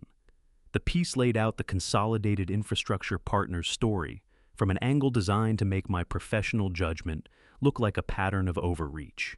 3 former employees quoted anonymously. Language about lives disrupted and questions about methodology. Delia's version, professionally packaged and delivered to a receptive journalist somewhere in the previous 12 hours. The second piece was mine. The Times had published my letter in full under the headline, A Full Account, and the editorial note preceding it read, "The following letter was received by this publication at 11:49 p.m. on May 14th and is published in the interest of completeness alongside a related news report." It ran longer than the news piece. It was written in my voice, direct, unadorned, without apology or self-pity, and it told the complete story of 2009 from the first day I opened the file to the morning I submitted the determination to the last thing I had heard about each of the 3 employees, including the one who had found new work within a year and the one who had not. I read both pieces sitting on the edge of my bed in the early morning light. Then I called Frank back. "She got to the reporter last night," I said. "After our meeting at Wilshire, she moved fast." "She did," Frank said, "but she moved into a story that was already told. Ed, I've been watching the comments and the social response for the last 20 minutes. The letter is doing something the attack piece isn't." "What's that?" "It's making people trust you." His voice carried something in it that I had not heard from Frank in many years, something that sounded like relief. A man who publishes his own worst moment before someone else can weaponize it is not a man who is hiding something. That's how people are reading it. I set the laptop aside and sat with that for a moment. By 9 a.m., 2 things had happened that had nothing to do with newspapers. The first was a call from Frank telling me that FinCEN, the Financial Crimes Enforcement Network, the Treasury Department division responsible for monitoring suspicious financial activity, had issued a temporary freeze order on the primary operating accounts of Voss Diamond Group. The freeze was not a conviction. It was not even an official charge. It was a signal sent through the channels that the financial world understood that something was being examined at the federal level and that any institution currently doing business with Voss Diamond Group should consider its exposure carefully. The business community of Beverly Hills and Century City considered its exposure very quickly. By 11 a.m., Frank had received calls from 2 attorneys representing Voss Diamond business partners who wanted to discuss the status of ongoing contracts. By noon, a commercial real estate firm that had been in negotiations with Marcus over a warehouse lease had quietly notified Greer that they were pausing the process pending clarification. The empire was not falling, but it was developing cracks in places that had looked solid the week before. My phone rang at 2:17 in the afternoon. I looked at the screen and felt something settle in my chest, cold and heavy and final, the way things settle when a long process reaches the moment it has been moving toward all along. Delia Voss. I answered it. "You've been busy," she said. Her voice was different from the Beverly Hills restaurant. The warmth was still there. It was too practiced to disappear entirely, but beneath it was something stripped and angular, like a structure with the decorative facade removed. "I have," I said. "That letter." A pause. "I underestimated you." "Most people do," I said. "It's useful." "You've disrupted a great many things, Mr. Callahan." Her voice tightened almost imperceptibly. "People whose lives have nothing to do with any of this. Employees, families." The anger that moved through me then was clean and cold, and I let it into my voice for the first time in the entire conversation. "Don't," I said, "don't talk to me about families. You sent men to pull my daughter out of her car. You installed surveillance software on her phone. You sent a lawyer to her hospital bed before the stitches were dry." I paused. "You built something for 22 years on top of people who trusted you. Your son, your daughter-in-law, your employees, and when it started to come apart, you tried to use me to hold it together." The silence on the line lasted 4 seconds. "You've made your point," Delia said quietly. "No," I said. "I've made a start. A federal grand jury will make the point." I ended the call. Reyes called at 4:50. "Grand jury has been formally convened," she said. "Claire will receive a witness subpoena within 48 hours. Testimony is scheduled for May 20th. A pause. "And Ed Mercer knows. I don't know how, but he knows we have his name. Someone with current access to internal communications tipped him. Be careful with Claire. Be careful with yourself." I stood at the window of my study and looked out at the late afternoon light on the garden and thought about how much had changed since a phone had rung in this room at 2:30 in the morning, and my daughter's voice had come through it, broken and frightened. 18 days. It had taken 18 days to get here. "I'll be careful," I said. The video arrived at 11:03 at night. Unknown number, no message. Just a clip 12 seconds long attached to a text that contained nothing else. I opened it. The footage was shot from a distance, with a long lens, the kind of distance that said whoever was holding the camera did not want to be seen. The timestamp in the corner read May 19th, 4:47 p.m., 16 hours ago. The location was recognizable immediately, the parking lot of the Ralph's grocery store on Lake Avenue in Pasadena, 3 blocks from my house. Claire was walking to her car with a paper bag in her good arm. She was wearing the blue jacket she had bought last winter. She was looking at her phone as she walked the way everyone does, unaware. The camera followed her across the parking lot. It followed her to the car. It followed her out of the lot and down Lake Avenue. The clip ended at the corner of Marengo, 30 feet from my front door. Someone had followed my daughter home and wanted me to know it. My hands were completely steady when I set the phone down on the desk. That was the thing about 38 years of audit work. It trained you to stay functional when the numbers were worst. The steadiness was not calm. It was something colder than calm, the particular stillness of a person who has just understood that the situation has changed and that the next 60 seconds of decisions matter more than anything else. I called Frank first. He answered on the second ring, and I told him what I had received, and he said, "God Almighty," under his breath, and then shifted immediately into the clear, rapid register he used when a situation required it. "Call Reyes, right now, before you do anything else." I called Reyes. She answered before the first ring had finished. When I described the video, she did not say anything for 2 seconds, and in those 2 seconds, I heard her moving, the sound of a chair. Footsteps, a door. "Send it to me right now," she said. "Ed, we had a flag on Mercer's phone activity starting this afternoon. He made 3 calls to numbers we haven't fully traced yet. One of them," she stopped. "One of them pinged a cell tower in Pasadena." The cold in my chest became absolute. "He was here," I said.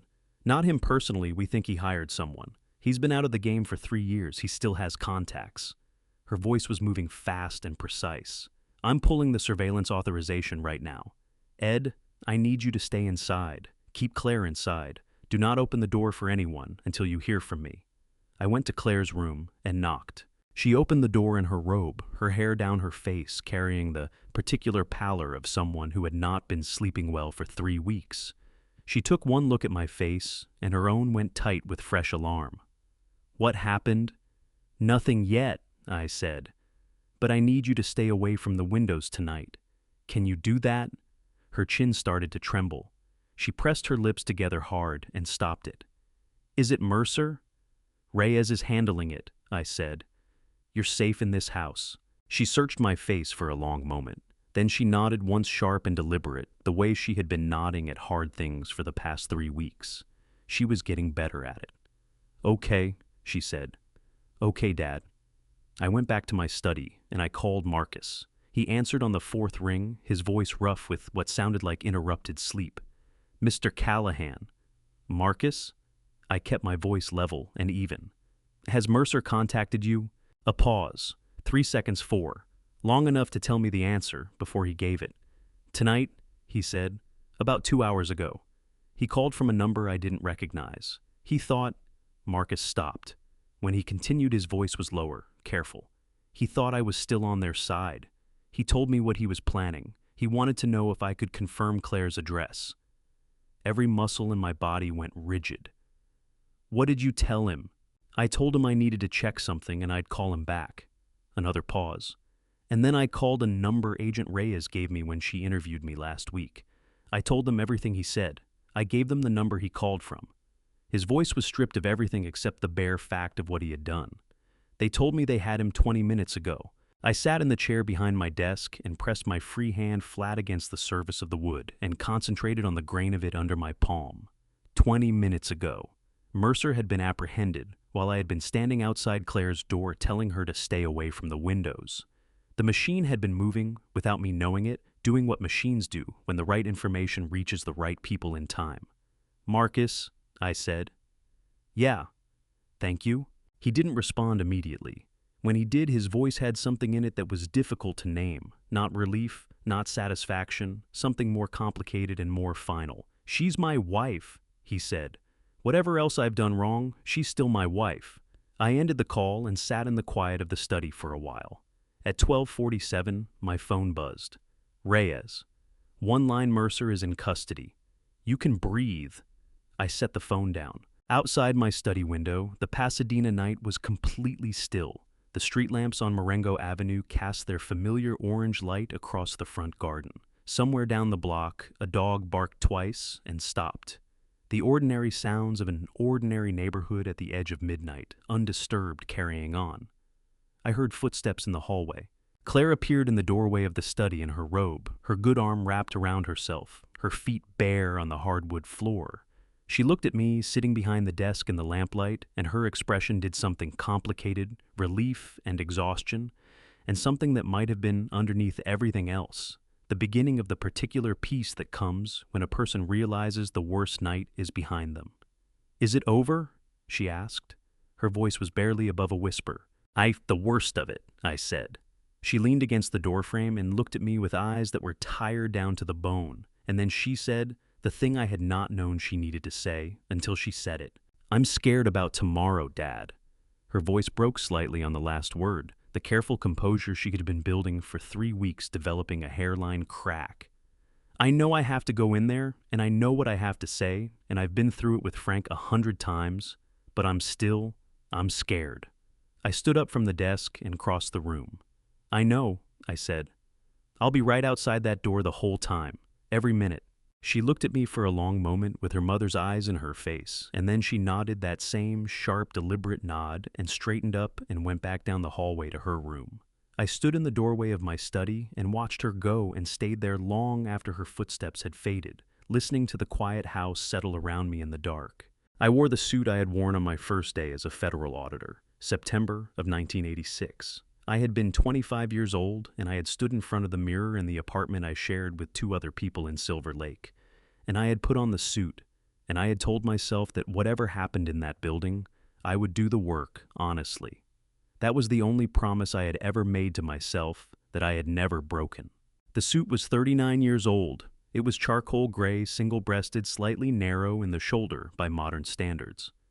Claire saw it when I came down the stairs that morning, and she stopped in the hallway with her coffee cup halfway to her mouth and looked at me for a long moment without speaking. "That's the one from the photograph," she said. "The one on your desk. You and Grandpa at your first posting." "It still fits," I said. She set her coffee cup down on the entry table and crossed the hallway and straightened my tie with her good hand, her fingers working the knot with the careful concentration of someone who needed to do something with their hands. When she was done, she did not step back immediately. She stood close and looked up at my face with her mother's eyes, and her chin was trembling slightly, but her jaw was set. "Okay," she said. "Let's go." The Los Angeles Federal Courthouse on Spring Street in downtown was a building that understood its own gravity. We arrived at 8:47 a.m. The morning light fell across the granite steps at a low angle, the kind of light that made everything look slightly more significant than it was. Frank was already there, standing near the main entrance in his dark overcoat, with his briefcase, and when he saw Claire, he did something I had not seen Frank Doyle do in 30 years of knowing him. He opened his arms, and she walked into them, and he held her for a moment, with his eyes closed and his jaw working. Then he stepped back and smoothed his jacket and was a lawyer again. We went through security. We rode the elevator to the 4th floor. Frank walked with us to the door of the grand jury suite. A heavy wooden door with no window, no nameplate, no indication of what it was, except its own weight and the uniformed marshal standing beside it. Frank stopped at the door. He turned to Claire. "You know what you know," he said. "You tell them exactly what you saw, exactly what you found, exactly in the order it happened. Nothing more, nothing less. If you don't know the answer to a question, you say you don't know. Don't reach for something you're not certain of."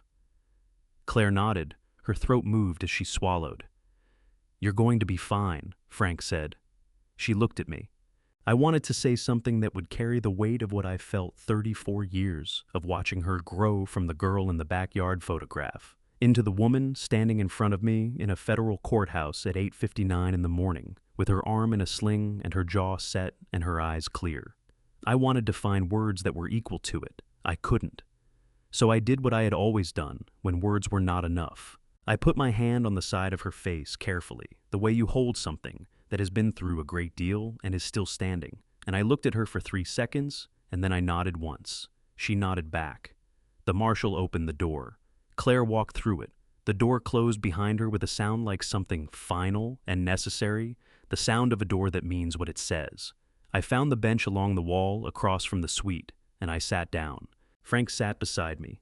He did not speak. He did not offer reassurance or legal analysis or any of the thousand things he was capable of offering. He simply sat there, his briefcase on his knees, his hands folded on top of it, present in the way that a person is present when they understand that their presence is the only thing being asked of them.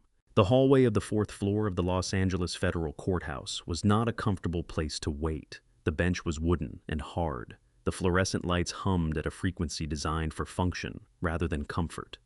People moved past us in ones and twos, lawyers, clerks, marshals, each of them absorbed in their own proceedings, their own urgent and particular worlds. I sat with my hands on my knees and looked at the door. An hour passed, then another. Frank got up once and came back with 2 cups of coffee from a machine at the end of the hall. I drank mine without tasting it. He drank his without commenting on the taste, which told me everything about how it was. The 3rd hour was the longest. At 12:22, the door opened. Claire walked out. She was pale in a way that went beyond tired, pale in the way that the body goes when it has spent 3 hours giving everything it has to a room full of people who needed to hear it. Her eyes were red and swollen. She was walking carefully, favoring her injured side, without seeming to realize she was doing it. Her good hand was shaking at her side, but her back was straight. She came through the door, and she looked at me sitting on that bench, and something in her face, the last piece of the composure she had been holding for 3 hours, simply gave way. Her face crumpled completely, and she covered her mouth with her shaking hand, and a sob broke through that she had clearly been saving for the moment she was no longer on the record. I stood up. She crossed the hallway and walked into my arms, and I held her the way I had held her when she was small, and the world had felt too large firmly without letting go, one hand on the back of her head. She cried against my shoulder, her whole body shaking with it, the kind of crying that comes from the bottom of a person after they have been through something and survived it, and finally have somewhere safe enough to fall apart. I held on. Frank turned away and walked to the window at the end of the hall and stood looking out at the Spring Street traffic below, his back to us, his shoulders slightly bowed. Even at 60 years old, with 30 years of criminal law behind him, he was not immune to this. When the shaking slowed, Claire pulled back just enough to look at my face. Her eyes were red and wet and completely clear. "I told them everything, Dad," she said. Her voice was raw, scraped down to the essential. "Every single thing. I didn't leave anything out." "I know," I said. "It's done," she said, like she needed to say it out loud to believe it. "It's actually done." "It's done," I confirmed. She pressed her forehead briefly against my shoulder, exhaled one long, slow breath, and then straightened up that same movement, the one I had been watching her make for 3 weeks, the deliberate reassembly of herself, and stepped back. Frank turned from the window and walked back toward us, and his eyes were doing something that a man of his particular stoicism would never have acknowledged. Then his phone buzzed. He looked at the screen. His expression changed in a way I had never seen it change before. Not relief, not surprise, but the particular stillness of someone receiving news they had been working toward for a very long time. He looked up at me. "Hey, Ed." His voice was careful and even, and carrying something enormous underneath the careful evenness. "Sandra Reyes just sent me a message." He paused. "Delia Voss was arrested at Los Angeles International Airport 40 minutes ago. She was attempting to board a flight to Zurich." He paused again. "Reyes says they had people in place at LAX since the FinCEN freeze. It took her 3 days to arrange enough cash to attempt the exit. That was the window they needed." The hallway of the 4th floor of the Los Angeles Federal Courthouse was quiet around us. Claire looked at me.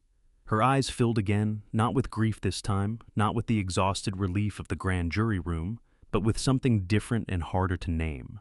Something that looked finally like the first breath of the thing she had been waiting 3 weeks to take.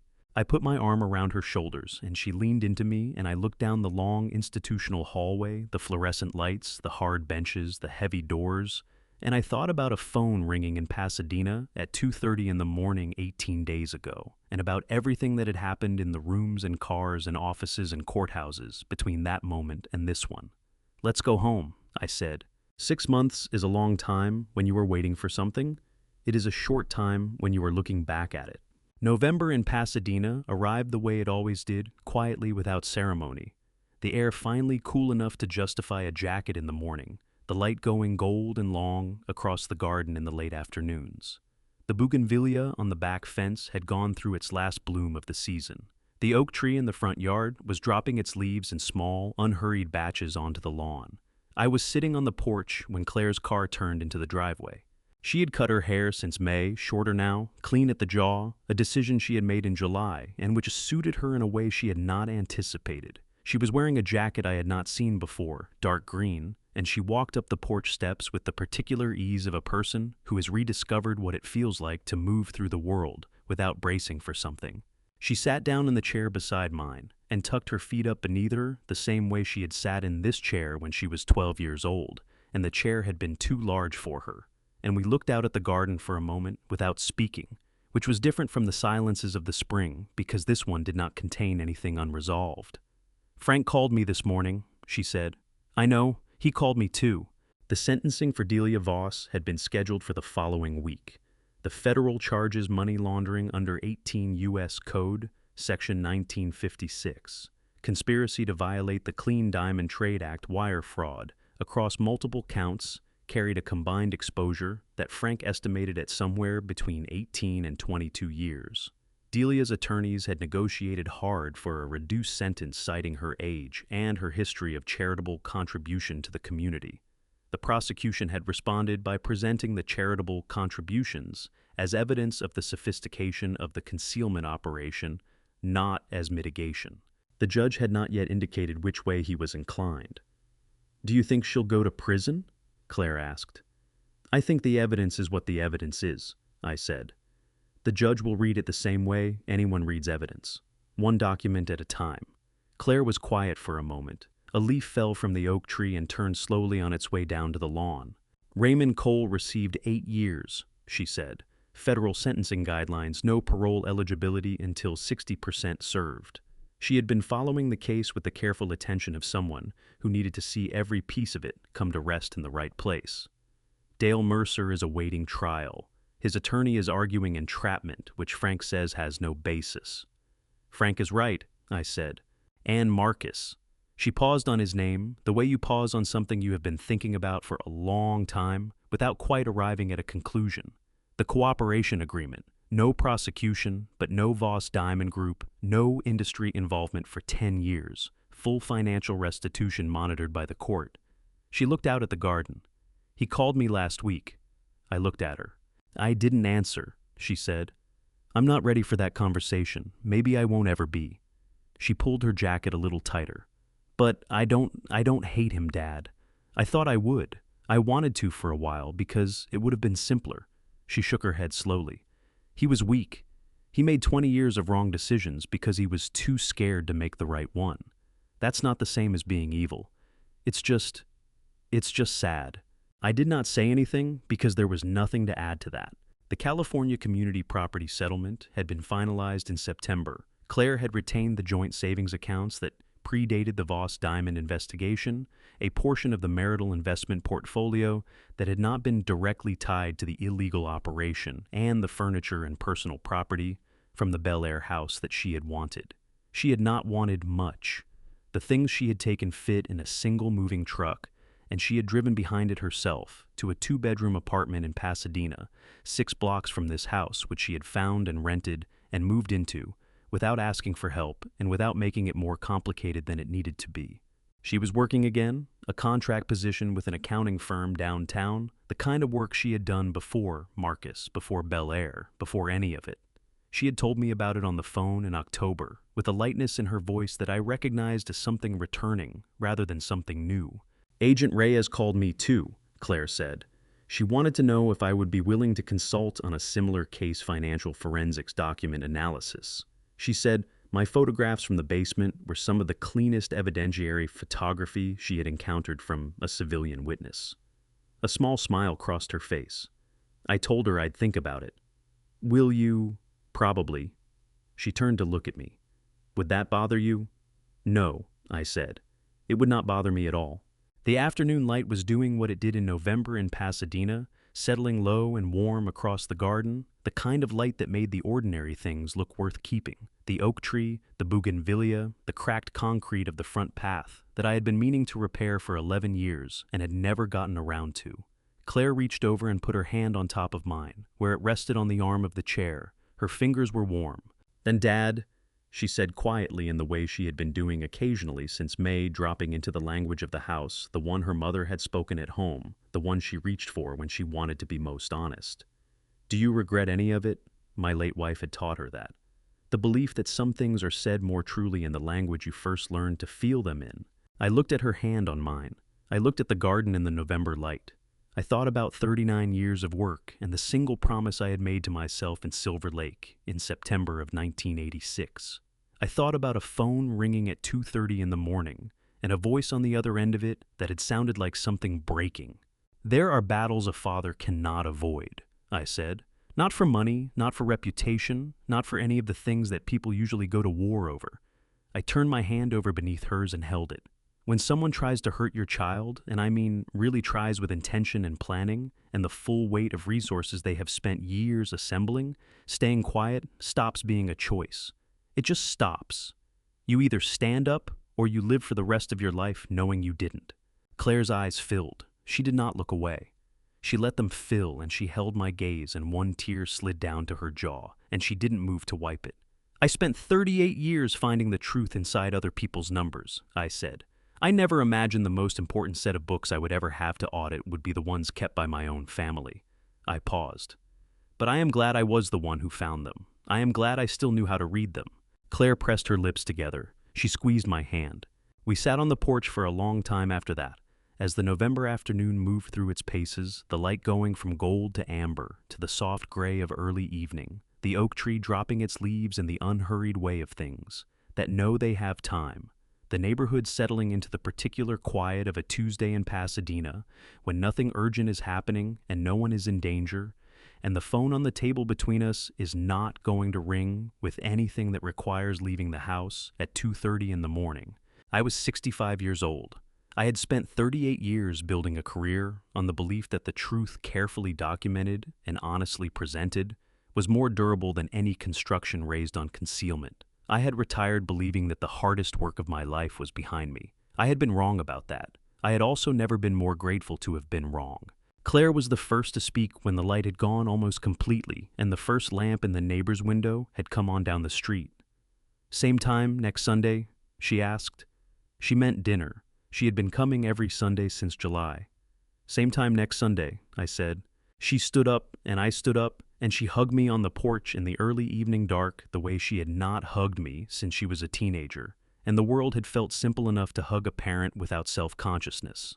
Fully both arms, her face against my shoulder for a moment before she stepped back. She walked down the porch steps and across the garden to her car. She opened the door and looked back once the way she had looked back at things her whole life, checking that they were still there, still solid, still themselves. I raised one hand.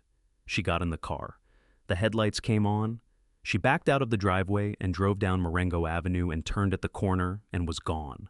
I stood on the porch for a while longer in the cool November air, with the oak tree dropping its last leaves of the season onto the lawn in the dark, until the cold finally told me it was time to go inside. I went in. I closed the door. I put the kettle on. The house was quiet in the way that houses are quiet when the person who lives in them has earned the quiet, not empty, not lonely, just still. The kind of still that comes at the end of a long and difficult thing when the work is done and the books are balanced and the truth is where it belongs. I sat down at my desk. The surface was clear for the first time in 6 months. No files, no printed spreadsheets, no legal pads covered in handwriting. Just the lamp and the cup of tea and the photograph of Claire at 11 years old, holding the fish with both hands and grinning wide enough to lose her eyes. I looked at the photograph for a long time. Then I picked up the book I had been reading the night the phone rang in May, found the page I had been on, and began to read. I have spent 65 years learning that the truth does not need to be loud to be powerful. It just needs one person willing to carry it all the way to the end. This is my family story, and I would not have chosen it. No father would. But I have come to believe that God places certain battles in front of certain people for a reason. Not because they are the strongest, because they are the right one for that particular fight. If there is anything I would ask you to take from what happened to my family, it is this. Do not wait until someone you love is sitting in a hospital bed to ask the questions you have been afraid to ask. Family betrayal does not announce itself. It arrives quietly dressed in everything that looks like love, and by the time you see it, clearly it has already done its work. My personal belief is simple silence is not peace. It is only borrowed time. If this family story has stayed with you, if some part of Edward and Claire's journey felt familiar in a way you did not expect, I would be honored to hear your thoughts in the comments. Share this story with someone who needs to hear it. And if you believe that truth still matters, that family betrayal can be faced and survived with grace, then subscribe to this channel so you never miss what comes next. Thank you for staying until the end. It means more than I can say. The stories that follow contain fictional elements constructed for the purpose of honest storytelling. If this kind of content is not for you, we respect that completely. Please feel free to find something that serves you better.